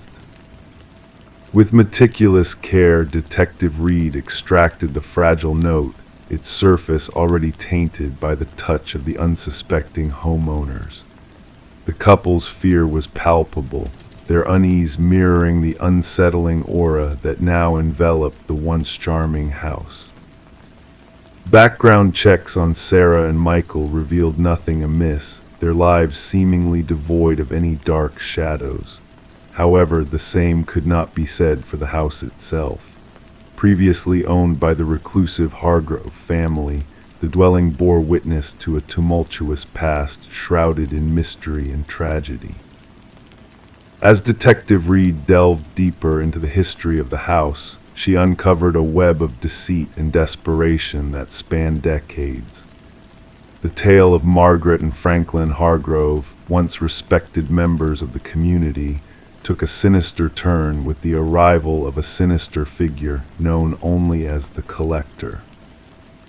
Franklin's descent into paranoia, fueled by mounting gambling debts and the looming specter of the Collector, painted a grim picture of a man pushed to the brink of desperation.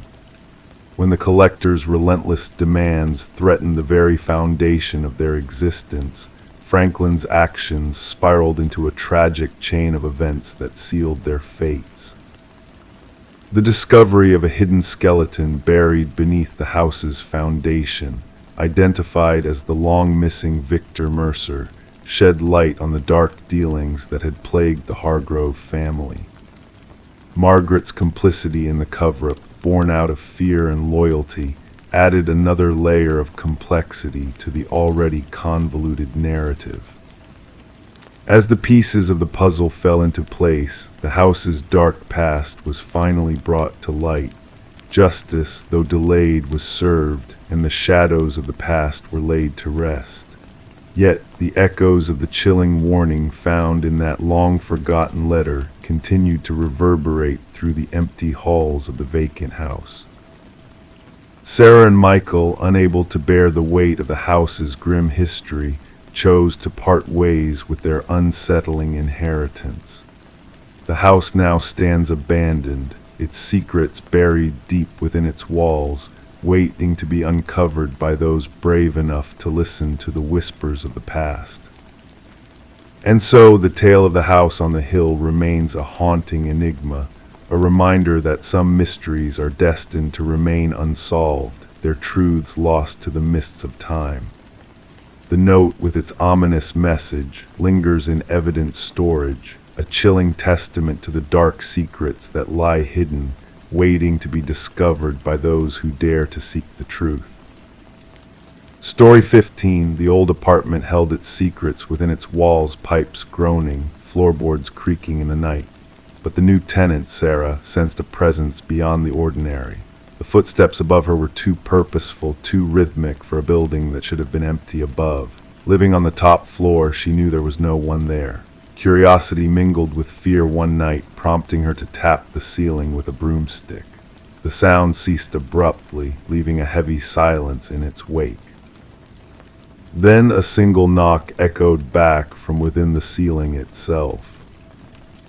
Sarah chose to keep the strange incident to herself, dismissing it as the settling of an old building or perhaps a curious critter exploring the attic space. Night after night, the measured footsteps continued, tracing eerie paths across her ceiling in the darkness. She adapted, turning up the volume on her television, burying herself in headphones to muffle the unsettling footfalls that haunted her nights. Detective Morris entered the picture when a maintenance worker stumbled upon a hidden crawlspace during routine repairs. A section of drywall was removed outside Sarah's apartment to fix a leak, revealing a passage not accounted for in the building's plans.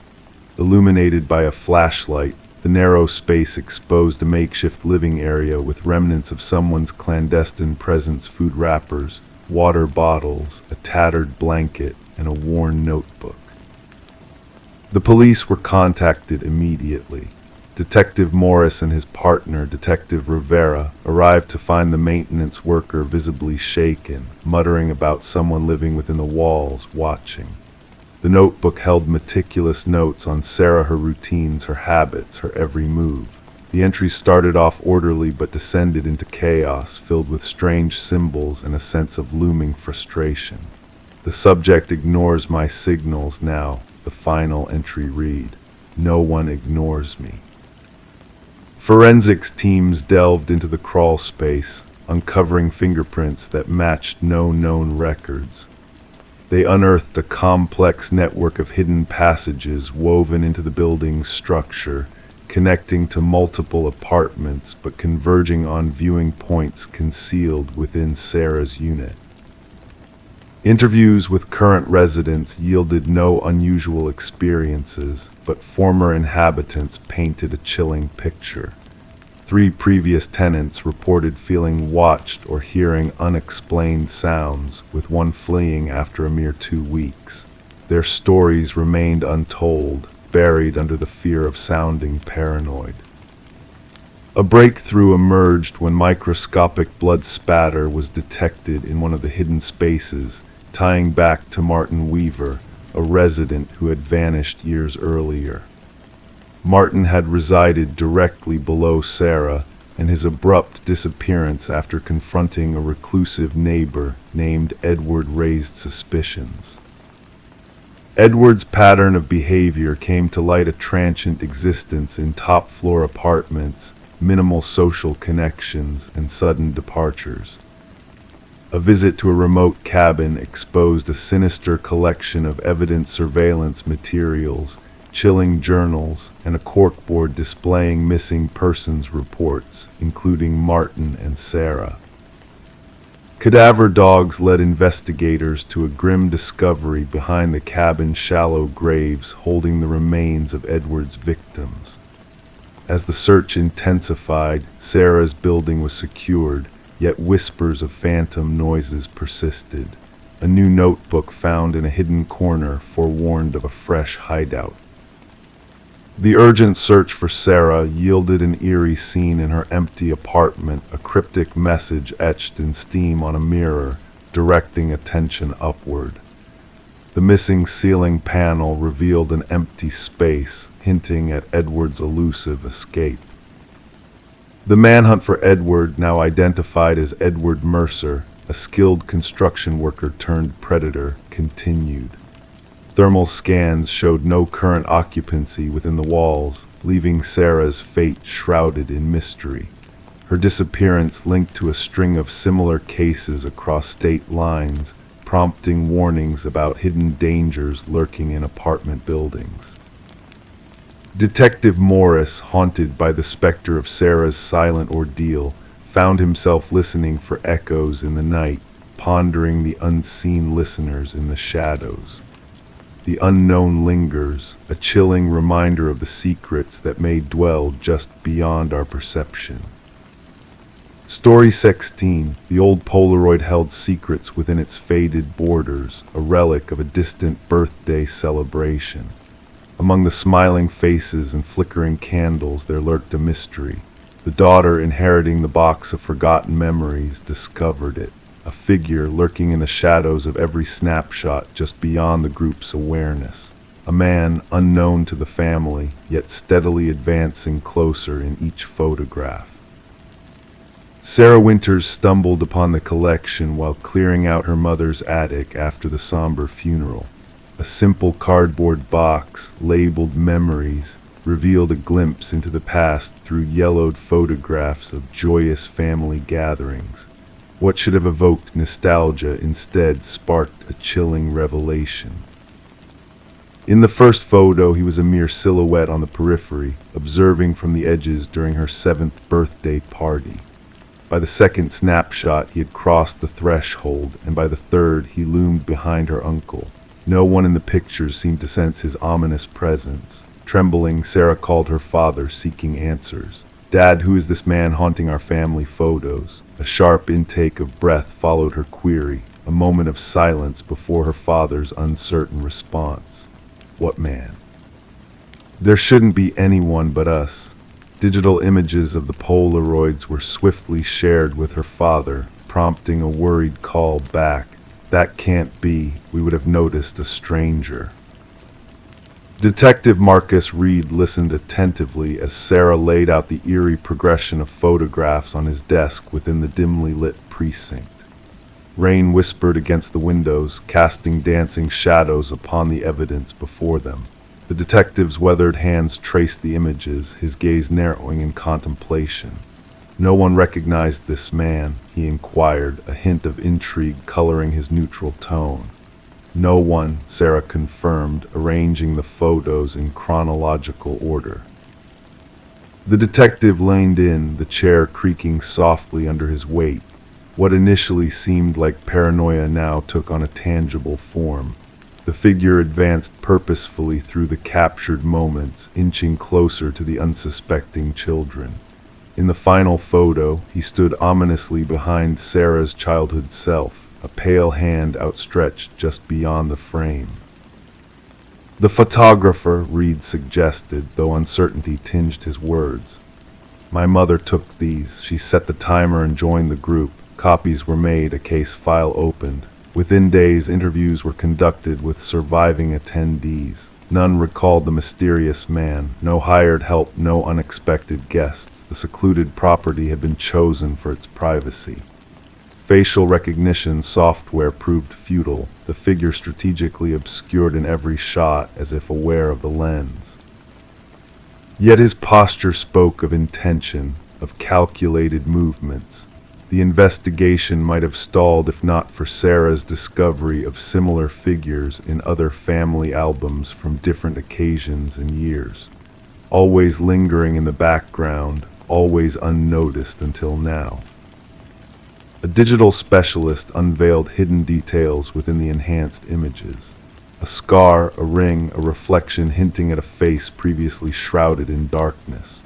Breakthrough arrived through dental records. The teeth in one enhanced photo matched those of Robert Keller, a maintenance worker linked to unsolved child abductions years ago. Abductions mirroring the timing of the documented gatherings. Keller had access to the vacation property where Sarah's party took place, holding keys to numerous rental homes in the area. Homes where families had congregated, where children had vanished without a trace. Excavation beneath Keller's former residence unearthed chilling relics: a hair clip, a toy car, a bracelet recognized by Sarah as her own, believed lost in childhood. Alone in her apartment, surrounded by the haunting photographs, Sarah awaited news from the detective. Remains discovered near one of the rental properties had been identified. DNA confirmed the identity of a missing child. Gazing at the final birthday photo, the warmth of the candles illuminating her family's frozen joy, Sarah saw him again. The figure obscured but unmistakably present, watching from the shadows, patient, calculating, invisible to all but the lens capturing that fleeting moment of happiness. Unsolved cases spanning decades found closure through the revelation. Families received answers, though bittersweet. The shadow in the photographs had emerged into the light of justice, his sinister presence acknowledged after years of concealment. Sarah carefully returned the photos to their box, now evidence of unseen threats that navigate celebrations unnoticed, leaving behind only whispers of their sinister presence frozen in time. Story 17. The apartment sat silent and empty for months, its walls holding secrets whispered only to the shadows. When the new tenants crossed the threshold, their expectations were low, perhaps a layer of dust, a few forgotten remnants left behind. But one door stood stubbornly closed, a barrier to the unknown. It was a closet, locked from within, guarding its mysteries with unwavering resolve. The landlord, a figure shrouded in uncertainty, finally yielded to the demands of curiosity and forced the door ajar, revealing a scene that sent shivers cascading down the spine. The walls bore witness to a silent struggle, etched with deep, uneven scratches that spoke of desperation and confinement. And in the dim corner, an ancient flip phone lay dormant, its battery long extinguished, save for one haunting message glowing on the screen, a spectral whisper from the past. Detective Morgan Shaw, a seeker of truths veiled in shadows, surveyed the haunting tableau before her, a puzzle of silent screams etched into the very fabric of the room. It wasn't the carnage or violence that unsettled her, but the silent plea for help written in those jagged marks, a plea that went unanswered until now. "We need forensics here immediately," she murmured to her partner, Officer Reed, who diligently captured the silent cries of the walls through his lens, and gather the records of those who dwelt here before. The message on the phone, stark against the darkness, bore a weight of accusation. "I know what you did." The landlord, a man of nervous disposition and clammy hands, revealed scant details of the previous tenant, a young woman of quiet demeanor who vanished into the night, leaving behind unpaid dues and a trail of unanswered questions. Forensic revelations painted a macabre picture, with bloodstains entwined in the fabric of time and space, most belonging to a single soul, Emma Caldwell, a woman of 28 lost to the shadows. Yet amidst the chaos, 2 DNA signatures emerged, one a mystery, the other belonging to a man declared deceased 2 winters past. "This defies reason," Shaw muttered, her gaze fixed on the chilling evidence. Derek Mercer, a specter of the past, had risen from the ashes of his demise, his essence imprinted on the walls of despair. The walls whispered a tale of lives interrupted, of voices silenced in the night. Emma's world, frozen in time, revealed fragments of a life abruptly halted. Unanswered calls, a sister left in the dark, and a phantom lover lurking in the shadows. Each piece a puzzle, each puzzle a prison of its own. As the investigation deepened, a web of shadows unfurled, connecting the dots of lost souls and phantom whispers. Lynette Porter, a specter of the past, emerged from the darkness of obscurity, her eyes haunted by the memories of captivity. "He made me watch," she whispered, her voice a mere echo of the horrors endured. Shaw's resolve hardened as she pieced together the fragments of a shattered reality, each revelation a step closer to the heart of darkness. The manhunt for Derek Mercer spanned realms, a chase through the corridors of time and space, as the shadows of his past loomed large over the present. His desires, twisted and malevolent, painted a portrait of a soul consumed by darkness, a predator lurking in the shadows of the night. And as the final curtain fell on Mercer's charade, justice stood tall, a beacon of hope in a world cloaked in shadows.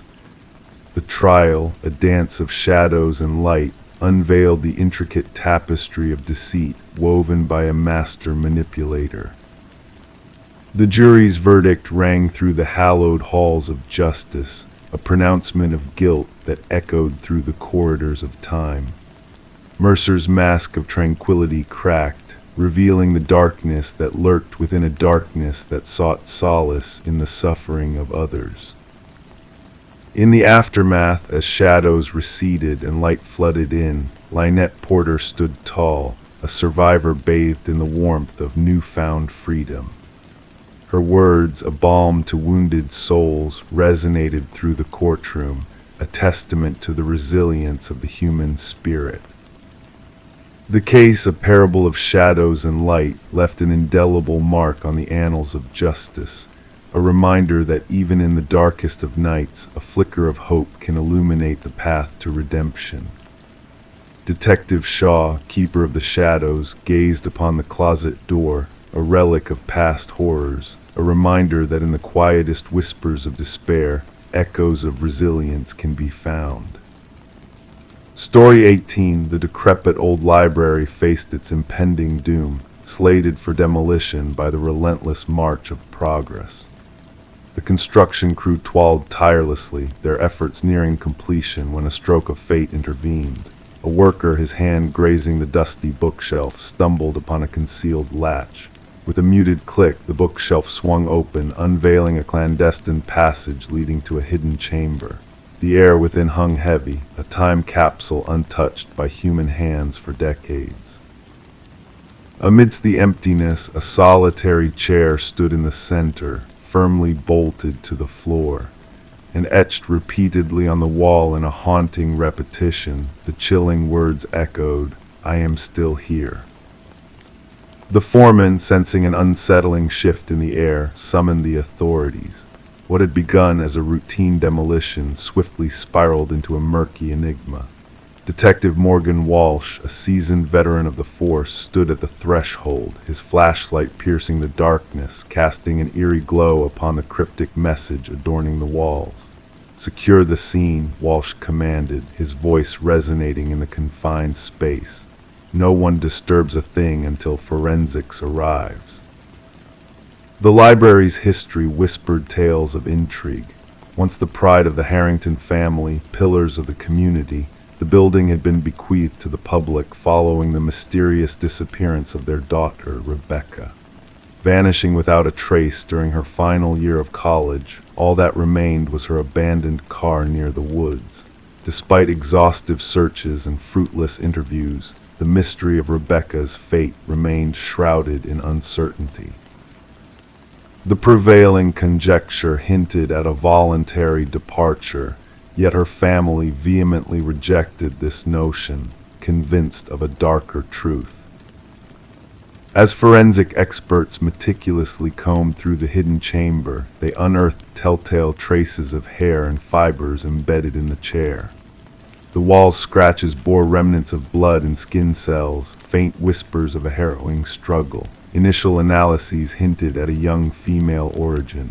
This chair was a restraint, the forensic analyst observed, gesturing to the weathered leather straps and bolt holes.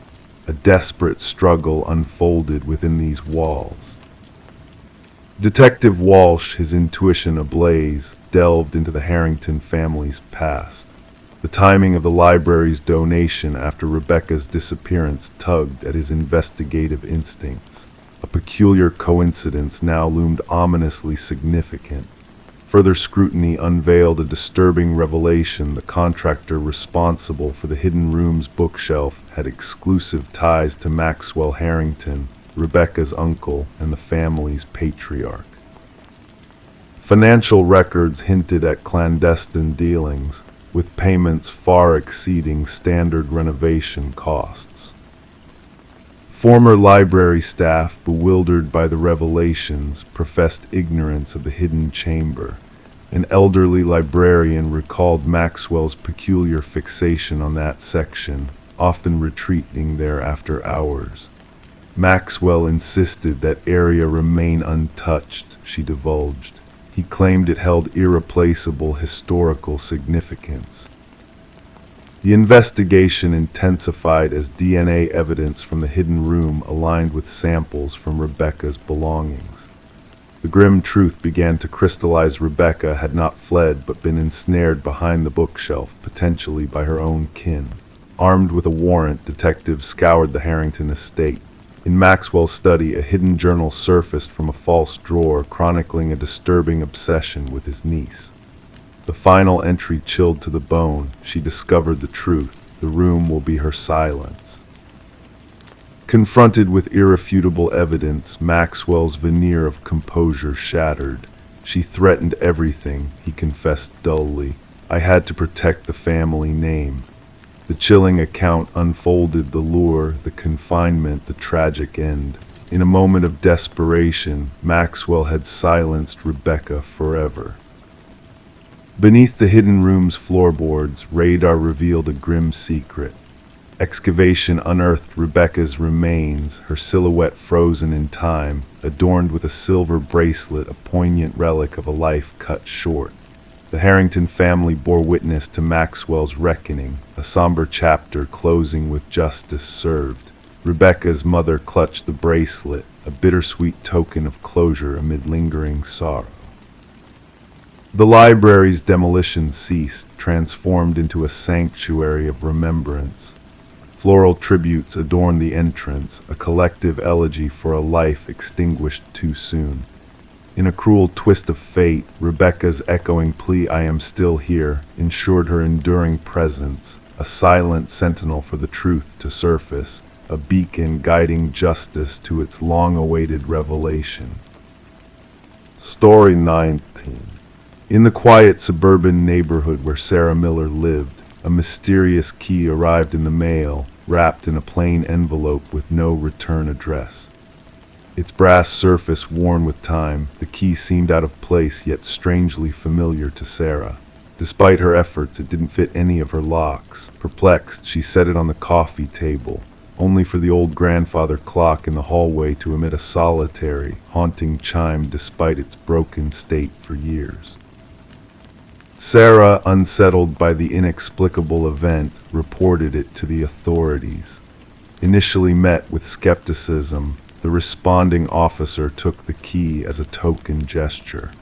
However, the key's significance soon unraveled into a grim tale that would shake the very foundations of the Serene neighborhood.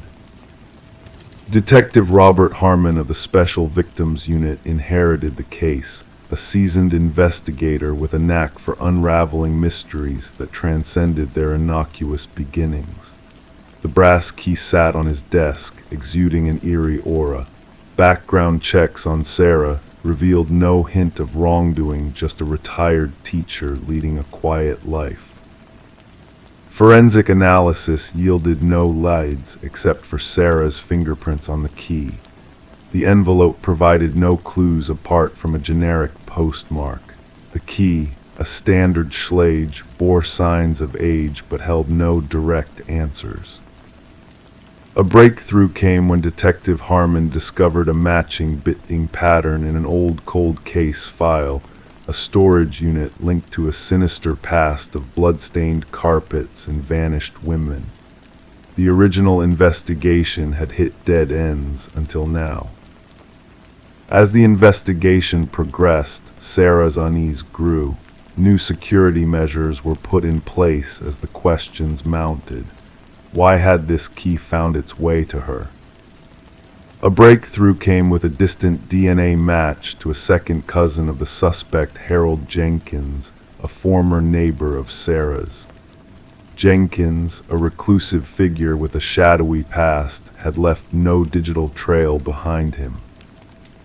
A chilling revelation unfolded as authorities unearthed a hidden room beneath the floorboards of a cabin linked to Jenkins. Rows of brass keys, each engraved with a name and date, hinted at a dark history of victims concealed for years. The manhunt for Jenkins intensified as his twisted motives came to light. Dubbed the Keymaster by the media, he had meticulously catalogued his crimes with a macabre precision. The hunt for Jenkins culminated in a final confrontation in the wilderness, ending with his self-inflicted demise. His journal, a chilling confession, addressed Sarah directly, revealing the extent of his obsession. The investigation revealed a total of 32 victims, bringing closure to grieving families but leaving a scar on the community. Sarah, forever changed by the ordeal, found solace elsewhere, unable to return to her once ordinary life. The case of the Keymaster stands as a stark reminder of the darkness that can lurk behind a facade of normalcy. As researchers delve into Jenkins' writings for answers, a collection of silent brass keys serves as a somber testament to lives lost and the horrors that unfolded in the shadows. Story 20. The aged apartment exhaled a tired groan as the heating system stirred, and the pipes whispered their familiar rattle, a melody woven into the fabric of the building. She, the occupant, brushed off these sounds as routine, nothing out of the ordinary in a place with so many stories etched into its walls. Until one night, a peculiar voice drifted through the vents, faint yet unmistakable, a delicate whisper that seemed to know her name. Intrigued, she leaned closer, pressing her ear against the cold metal grate, her heart quickening in her chest. A chill breeze brushed past her cheek, carrying with it a soft, almost playful declaration, "I know you can hear me." Detective Morgan Shaw stood amidst the emptiness of the apartment, a silence that echoed louder than any sound. Her gaze fixated on the rusted vent cover, forcibly removed from its place on the wall. The forensics team moved with precision, capturing every detail with their flashing cameras. The missing woman, Alina Reeves, had been absent for a week before the odor caught the attention of the building manager. What they uncovered within the labyrinth of the ventilation system defied logic. Officer Patel, his voice steady, recounted the tenant's claims of hearing voices seeping through the vents, dismissed by the management as mere creaks of an old building. Shaw, kneeling by the vent, noted the jagged marks etched around its edges, not the work of tools but of desperation, of nails clawing from within. Alina had been a beloved figure, a teacher whose absence left a void in the lives of many. Her students had crafted cards, her sister had raised the alarm, sharing Alina's escalating paranoia in the days leading to her vanishing. The apartment, once serene, now held a sinister aura. Shaw observed the telltale signs: the meticulously made bed, the abandoned coffee mug, the chair placed beneath the vent as though awaiting a visitor. The forensic findings painted a grim picture: fibers matching Alina's clothing, an unidentified fingerprint on the vent cover's interior, and the haunting audio recordings from Alina's phone. Alone in her car, raindrops tapping a soothing rhythm on the roof, Shaw listened to the recordings. Alina's trembling voice pierced the silence, pleading for a sign, for a connection. And then, a response, a whisper so delicate it teetered on the edge of reality, calling out to Alina, beckoning her closer. The history of the building unfolded like a dark tapestry. Previous tenants had fled, plagued by unseen terrors, by voices that whispered in the dead of night. Harold Weber, the superintendent, maintained a facade of indifference, except when questioned about apartment 4B, a subtle shift in his demeanor hinting at concealed truths.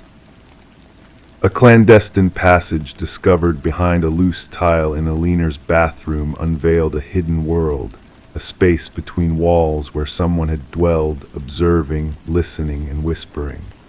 Shaw's team scrutinized Weber's belongings, his computer holding a chilling catalog of his obsession with Alina and others before her. The storage unit revealed a macabre collection, relics of lives intertwined with his perverse fantasies. Weber's arrest brought little closure. His serene demeanor masked a darkness that seeped through every word he uttered. The revelation of Aliner's fate, of being lured into the ventilation system, drugged and disoriented, sent shivers through those who had crossed paths with the enigmatic superintendent. As the trial unfolded, the chilling truth emerged: a predator camouflaged within the walls, preying on the vulnerable, orchestrating a symphony of whispers that ensnared his victims. Weber's conviction brought a fleeting sense of justice, but his parting words to Shaw lingered like a haunting melody, a prophecy of voices that refused to fade. The once vibrant apartment building now stands in desolate silence, its walls echoing with remnants of a sinister past. New residents come and go, unsettled by the whispers that dance through the vents, by the cold drafts that carry unseen voices. The building's bones creak, its veins rattle. It's a familiar cadence, a lullaby of secrets whispered in the night, reassuring in its familiarity, chilling in its truth. Story 21. The wooden plank shifted ever so slightly under her weight, a subtle movement that drew her curiosity. Kneeling down, she traced the edges of the loose board, sensing a hidden secret beneath the surface. With gentle precision, she lifted the boards, revealing a dim, cramped space below the house. At first, all she saw was dust and cobwebs, but as her eyes adjusted to the darkness, shapes began to materialize. A mattress, a chair. And in the shadows, a weathered notebook, its pages filled with a single name, her name repeated endlessly. Detective Morgan Reed stood silently behind Sarah Coleman, observing the turmoil in her gaze as she peered into the abyss beneath her new home. It wasn't just about discovering a concealed chamber. It was a violation of security, an intrusion of something sinister into what should have been a fresh beginning for Sarah. "Don't disturb anything else." Detective Reed's voice was steady, commanding. She flicked on her flashlight, casting light on the hidden space. The walls were adorned with photographed snapshots of Sarah going about her daily life, unaware of the unseen observer. A shrine of obsession hidden right beneath her feet. Sarah had bought the quaint cottage from the estate of an elderly man named Walter Green, a recluse who had passed away with no known kin. The property had stood empty for months before Sarah stumbled upon it. The real estate listing had painted it as charming and in need of minor touch-ups, omitting any mention of the dark secrets lurking within. "I never met him, the previous owner." Sarah's voice was a whisper. "The neighbors said he kept to himself. I thought that basement had been sealed off ages ago. That's what the inspection report claimed." As crime scene investigators arrived, their tools clattering against the wooden floors, they meticulously documented everything within the hidden chamber. The mattress, the chair, and the unsettling notebook were carefully extracted. Forensic experts uncovered a multitude of fingerprints, all belonging to the deceased Walter Green. What troubled the investigators most was the timeline they uncovered. Through utility records and dated photographs, it became apparent that Walter had been fixated on Sarah for years before his demise. He had shadowed her every move, blending into the backdrop of her life unnoticed. The level of fixation suggests escalation, the department's psychologist opined during a debriefing. From fantasy to reality, the hidden room indicates a readiness for something more direct. Detective Reed's investigation took a surprising turn when she interviewed a former coworker of Walter's from the local shopping center's maintenance department. The man hesitated, toying with his wedding ring nervously. Walter spoke of her at times, he confessed. Said she reminded him of someone. "I thought it was harmless infatuation. I never imagined." His voice trailed off, haunted. "Did he mention any plans regarding her?" Reed probed further. "Not plans exactly, but he had this phrase he'd repeat about how she belonged with him." I brushed it off as talk. Reed secured a warrant to search Walter's workplace locker, untouched since his passing. Inside, a key was discovered, leading them to a storage unit registered under his name. The metallic door rattled open, revealing a meticulous replica of Sarah's former apartment, her bed, her desk, even her sofa. A mannequin dressed to mirror Sarah sat at the desk. The calendar on the wall marked a date 1 week after Walter's death, circled in red with a single word inscribed, "Together." It was unveiled that Walter had a history of vexation, stemming from his youth and a troubling infatuation with a teacher. He had undergone treatment for erotomania, a delusion where the afflicted believes in a reciprocated love that doesn't exist. Released into society, Walter had lived a quiet life until Sarah disrupted his fragile equilibrium. Spread across a conference table at the police station, crime scene photos told a story of obsession turned sinister. In his mind, they were destined for each other, Detective Reed explained somberly. Could she have crossed paths with him unknowingly, triggering this fixation? A colleague inquired. Reed shook her head. No trace so far. Sometimes these obsessions require only a spark, a fleeting glance, a passing smile. For someone like him, that could have been enough. Sarah made a decision to sell the house, forever tainted by the shadow of Walter's obsession. During the final walkthrough with her realtor, she stood in the living room, haunted by what could have been. What if I hadn't noticed that loose board? How long would I have lived here, unaware of his watchful eyes? She whispered to the empty room. Following Walter's demise, the case was closed, labeled as stalking with intent, even though the abduction never transpired. Sarah relocated, altering her routines and guarding her privacy with newfound vigilance. Detective Reed checked on her from afar, a silent vigil over a life narrowly spared. The cottage found new owners, oblivious to its dark past. The hidden room was sealed, the secrets buried once more. Life went on, but for those privy to the truth, the memory of the chamber beneath the floor served as a cautionary tale, a chilling reminder of the unseen perils, of monsters who lurked in the shadows, and of those who escaped their grasp by mere chance. Story 22. The cafe had been his sanctuary for years, a place of solitude and routine. Each day he would occupy the same table, order the same black coffee with no sugar, and immerse himself in the comforting embrace of silence. The barista recognized his face, a familiar presence in the bustling establishment, yet his name remained a mystery to all.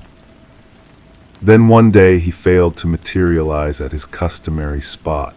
Concerned whispers fluttered among the regulars, a palpable absence lingering in the air. It was when the authorities intervened, prompted by the discovery of a forgotten wallet on his deserted table, that the enigma deepened. Within the wallet lay a driver's license bearing a face, but devoid of a name or address, a puzzling void where his identity should have resided. Detective Sarah Mercer delved into the perplexing case, her inquisitive mind grappling with the inexplicable circumstances. The man, dubbed John Doe in the investigative records, had seemingly vanished into thin air, leaving behind a trail of unanswered questions. As Mercer scrutinized the surveillance footage, a sense of unease settled within her. The recordings depicted John's mundane entrance into the cafe, his unremarkable features blending into the background of the bustling morning rush. He followed his routine, settling at his secluded table, lost in the act of writing in a weathered notebook. The pivotal moment arrived when he rose from his seat, placed his wallet on the table, and meandered towards the restroom corridor. And then he simply disappeared, a phantom in the fabric of reality. Perplexed, Mercer instructed the tech specialist to unravel the mystery further. Yet each angle probed, each frame analyzed, yielded no trace of John's departure. It was as though he had crossed an imperceptible threshold into an unseen realm, leaving behind a void in his wake. Returning to the station, Mercer sifted through the contents of the abandoned wallet, a collection of artifacts that only deepened the enigma. Blank spaces masquerading as personal details, credit cards linked to non-existent accounts, and a cryptic business card bearing only a cryptic phone number, all fragments of a puzzle without a solution. The barista's recollections offered little solace, painting a portrait of a solitary figure who frequented the cafe in quiet contemplation. Mercer pursued leads canvassing the neighborhood, but the mystery of John Doe remained shrouded in obscurity. His existence seemed tethered solely to the confines of the coffee shop, a ghostly presence haunting the memories of those who had crossed paths with him. A peculiar detail emerged as Mercer revisited the surveillance footage, a flicker in the timestamp coinciding with John's daily arrival. Intrigued by the anomaly, she returned to the cafe, her gaze drawn to an antique mirror hanging between the entrance and the hallway leading to the restrooms. Symbols etched into the mirror's ornate frame mirrored those found in John's cryptic notebook, hinting at a connection beyond the tangible. The mirror, upon closer inspection, harbored secrets within its depths. A hidden compartment revealed a cache of identical wallets, each a vessel of anonymity like John's, alongside a journal chronicling experiments in temporal manipulation and identity transference. The revelation sent tremors through Mercer, unraveling the threads of reality she had clung to. As the investigation unfurled, the cafe became a nexus of inexplicable phenomena. Whispers of spectral reflections and phantom sightings swirled among the patrons, blurring the boundaries of perception and possibility. The veils between worlds seemed to thin, revealing glimpses of a reality beyond comprehension. An elderly physicist, Margaret Keller, emerged from the shadows of secrecy, shedding light on John Doe's true identity as Daniel Weston, a brilliant mind lost to the shadows of experimental quantum mirrors and parallel realities. Weston's theories echoed through the corridors of time, resonating with Mercer's own unraveling perceptions of the world around her. The culmination of the case arrived in a moment of revelation, a revelation that shattered the fragile facade of reality. Mercer, alone in the quiet of night, beheld the mirrored reflection of Daniel Weston watching over his own spectral form. Two existences intertwined, bound by the fragile threads of possibility. With a sense of finality, the mirror shattered, a cascade of shards heralding the closure of an experiment beyond human comprehension. Among the fragments lay a final missive, a farewell etched in familiar handwriting, warning against delving further into the unknown. The mystery of the man who slipped through the cracks of existence remained unsolved, a lingering enigma that whispered through the annals of time. The cafe, a silent witness to the inexplicable, eventually succumbed to the weight of its secrets, fading into memory. As for Mercer, her resignation from the force marked a new beginning, a journey into realms uncharted, guided by the echoes of Daniel Weston's legacy. In her solitary vigil, she found solace in the act of writing, her thoughts weaving through the pages of a notebook akin to Weston's own.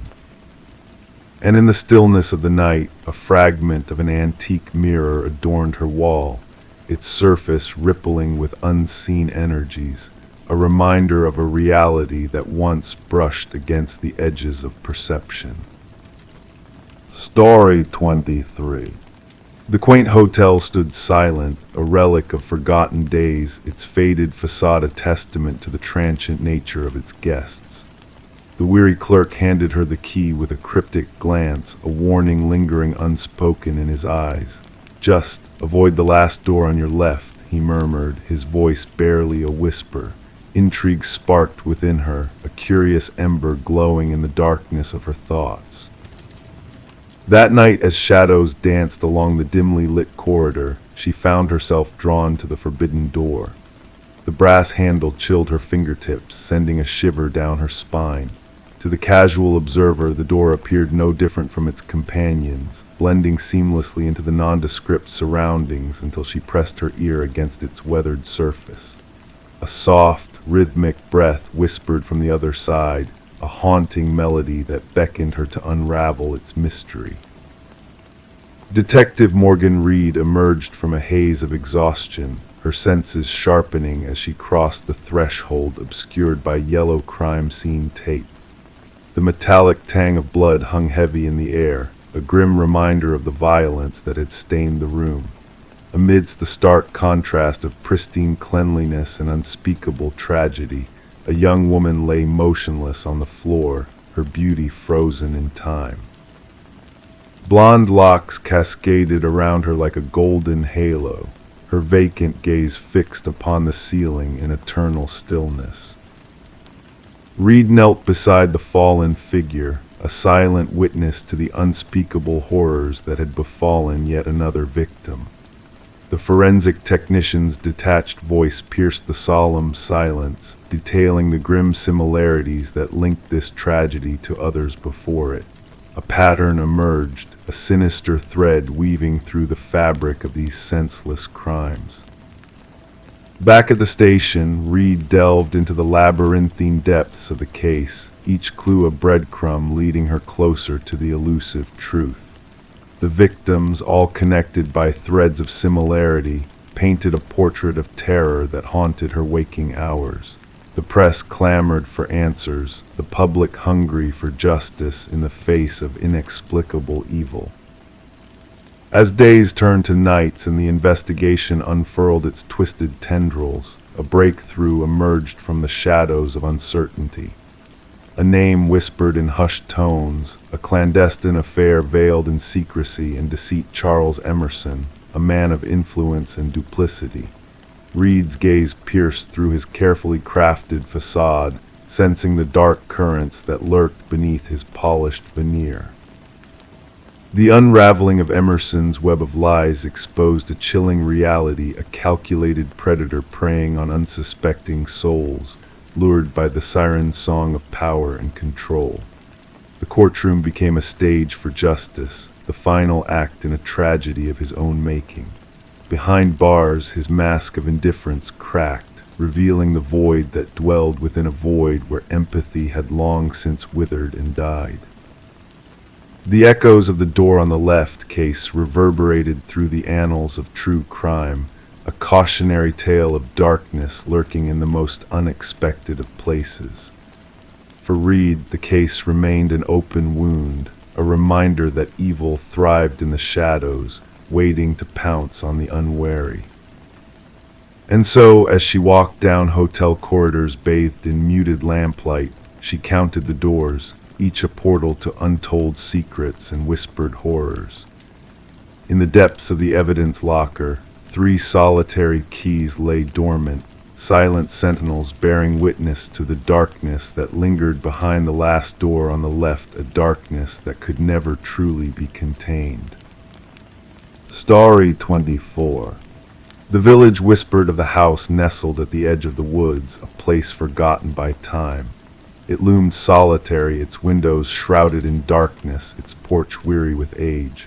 No one laid claim to it, no one recalled its builder. Yet when a band of wanderers strayed too near, they glimpsed an enigma etched into the wooden walls, names carved deep like cryptic messages.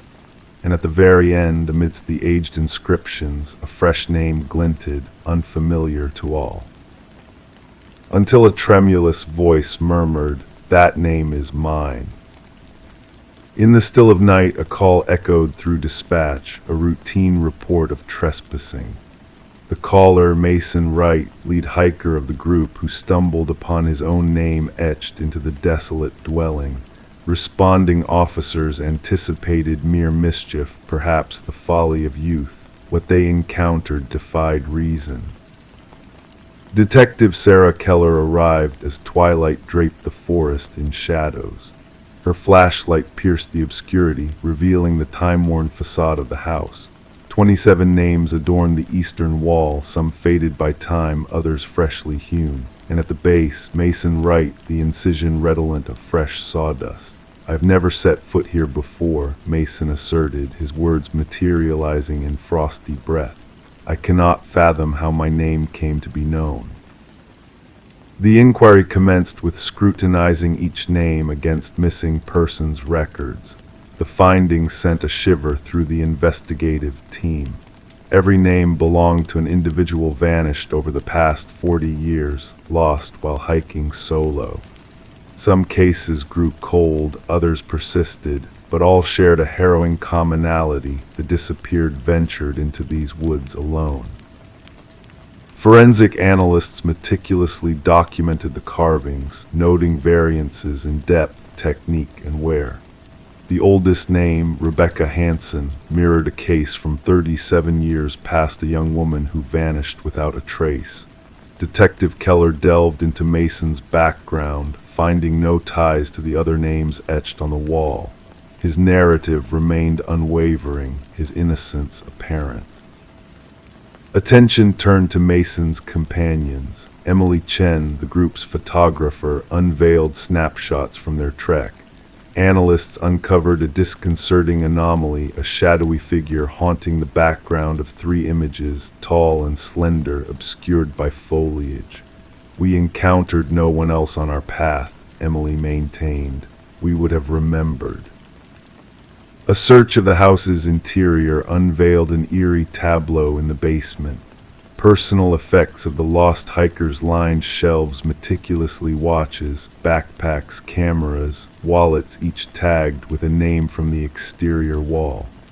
Beneath the stark light, bloodstains emerged on the concrete floor, remnants of attempts to cleanse the macabre chamber.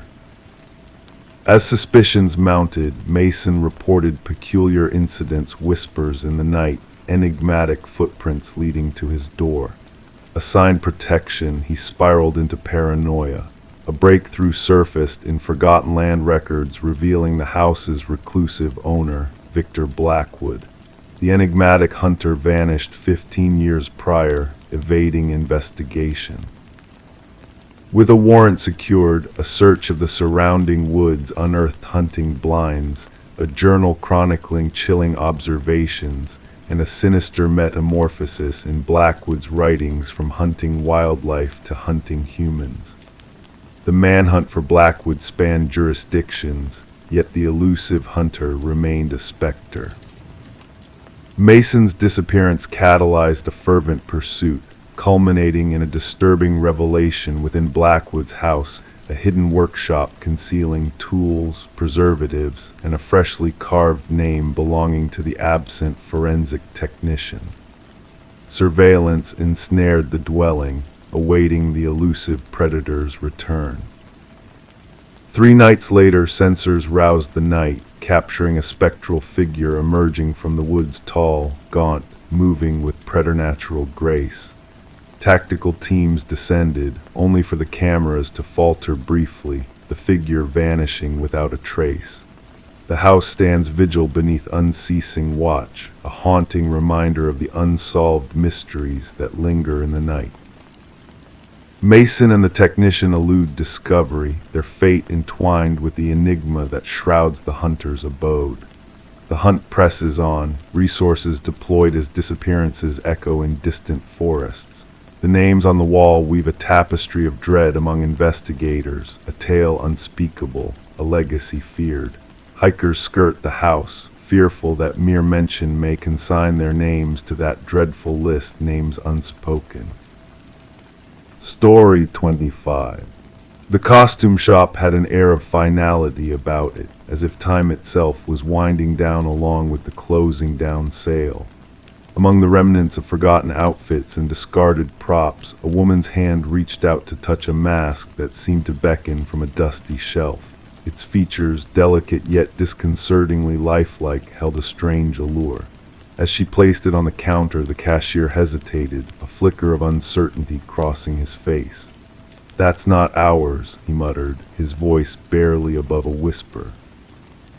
Bewildered, the woman checked for a tag, but there was none to be found. Shaking her head, she decided to take the mysterious mask home. That night a soft sound stirred her from slumber, a whisper of fabric shifting in the darkness. Startled, she sat up in bed, heart pounding, only to find the mask was no longer where she had left it on the dresser. Instead, it now sat ominously on her nightstand, its hollow eyes fixed upon her with an unsettling gaze. The woman known as Catherine Reed was discovered by her concerned neighbor the next morning. The front door stood ajar, allowing a stream of morning light to spill into the otherwise shadowed interior of her home. What the neighbor stumbled upon was a scene that would linger in the minds of investigators for years to come. Catherine lay motionless on her bedroom floor, the enigmatic mask nowhere to be seen. Detective Morgan arrived at the scene as forensics worked meticulously, capturing every detail in their photographs. The rhythmic click of the shutters seemed to underscore the somber atmosphere as hushed voices murmured in the background. No signs of forced entry, an officer remarked, jotting down notes in his pad. The detective's keen eyes swept across the room, absorbing the subtle nuances that others might overlook.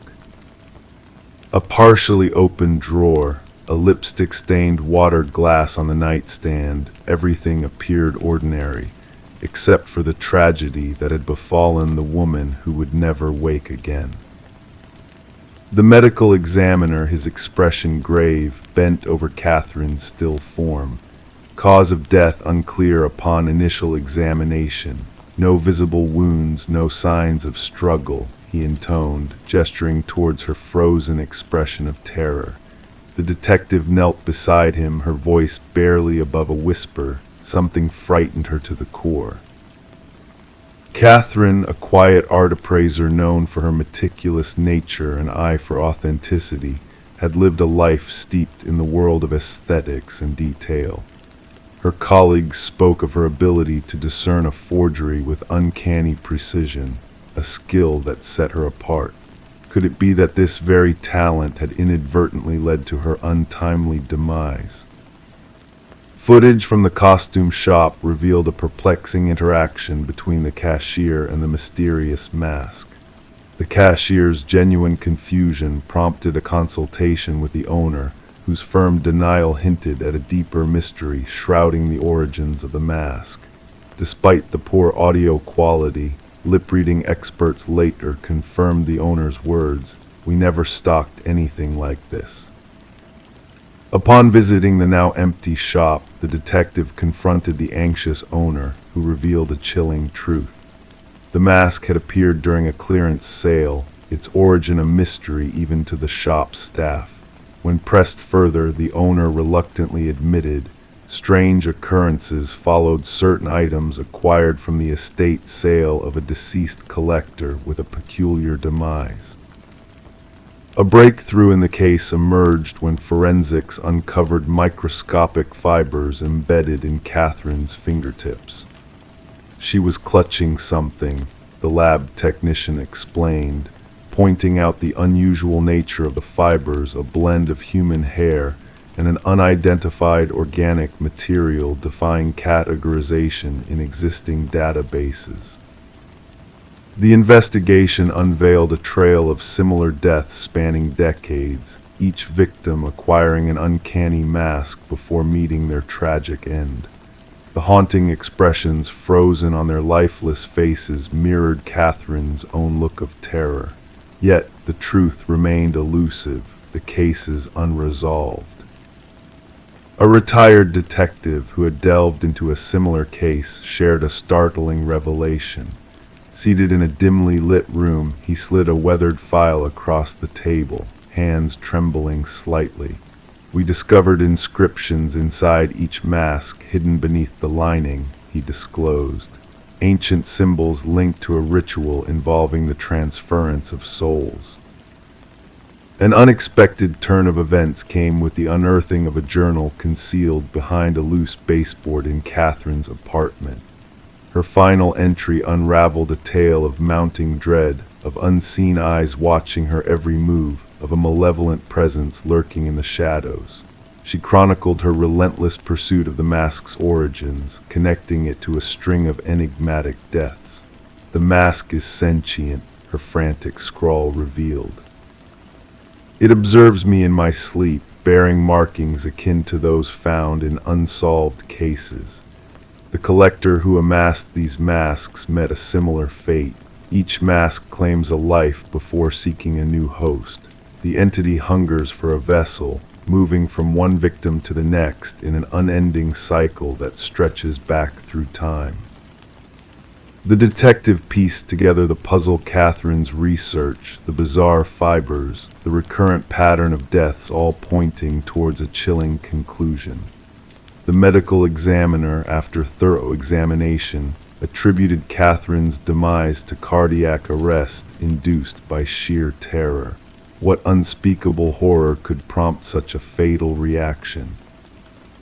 The investigation took a macabre twist when surveillance footage from a neighboring residence captured a figure exiting Catherine's house under cover of night, sporting a mask resembling her features. The eerie mimicry of her movements, though mechanical and askew, hinted at a sinister force at play. An alert was issued for the missing mask, yet it remained elusive, only resurfacing months later in a vintage shop across the country, slipping through the grasp of investigators into unknown hands. The legacy of the mask endures, its dark secret shrouded in mystery. The detective safeguards Catherine's journal as a testament to the inexplicable, a truth too uncanny for official records. In the stillness of the night, she startles awake, a sense of being observed lingering in the air. Hastily checking her surroundings, she secures the locks, dreading the day when the mask will seek out another unwitting soul, a vessel waiting to be claimed, perpetuating a cycle of terror that began eons ago and shows no signs of cessation.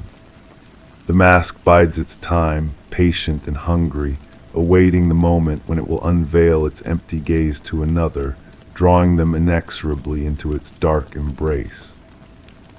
Story 26. The river flowed languidly that morning, its surface smooth as glass, reflecting the soft light of dawn.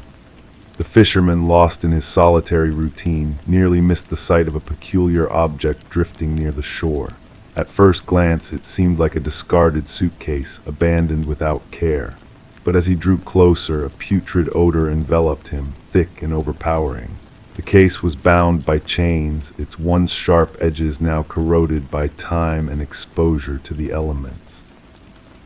When the authorities managed to pry it open, the contents revealed a chilling truth. Not garments, but strands of hair, fingers frozen in a silent grip, and at the very bottom, a cryptic message: "This isn't the first." Detective Sarah Mercer arrived at the scene, a delicate handkerchief pressed to her nose, her eyes scanning the grim tableau before her.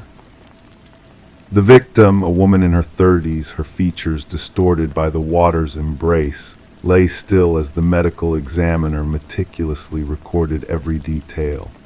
What struck Mercer was not just the macabre method of disposal, but the eerie sense of reverence shown to the deceased: manicured nails, freshly styled hair, clad in expensive attire. She wasn't discarded, Mercer observed, her gaze following the gentle ebb and flow of the water against the muddy bank. She was arranged, presented. The victim was soon identified as Catherine Walsh, a successful real estate agent renowned for her expertise in selling luxury properties. Divorced, childless, she lived in seclusion within an affluent neighborhood. Colleagues painted a picture of a driven, meticulous woman, fiercely private in her personal affairs. Her disappearance had raised alarm when she failed to attend a crucial showing, a deal that promised her the largest commission of her career. She wouldn't have missed that appointment, her assistant insisted, her voice trembling with concern. It was everything to her. As investigators delved into Walsh's meticulously curated life, they found her home to be a shrine to perfection. Every corner immaculate, every object in its designated place. The anomaly lay in her home office, a drawer slightly ajar, revealing a hidden treasure trove. A leather-bound journal, its final entry haunting. He's watching again. Same car, different plates. Further scrutiny of Walsh's digital footprint uncovered a series of unsettling emails from unknown sources, all bearing the same ominous message: "I see your perfection." Sent at precise intervals, these messages hinted at a lurking danger that had eluded even the meticulous Walsh. Mercer pieced together the puzzle, drawing connections between the victim's paranoia and the calculated display of her body by the killer. "Our perpetrator is methodical," she confided to her partner.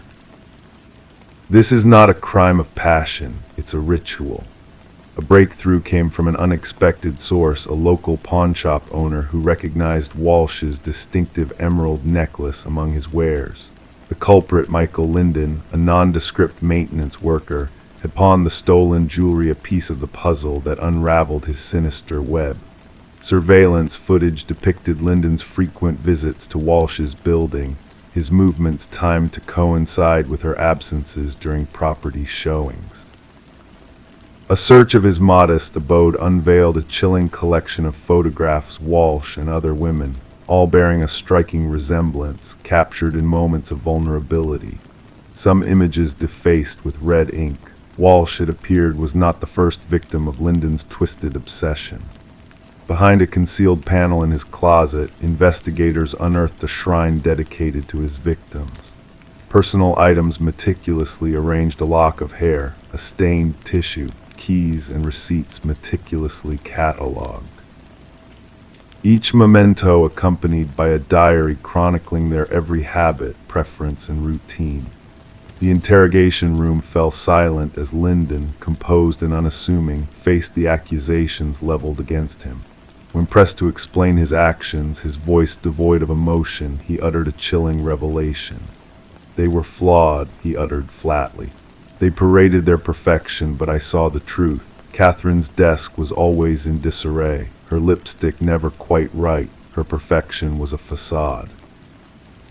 The search for Linden's previous victims led investigators to remote locations where 2 more suitcases were dredged from the depths.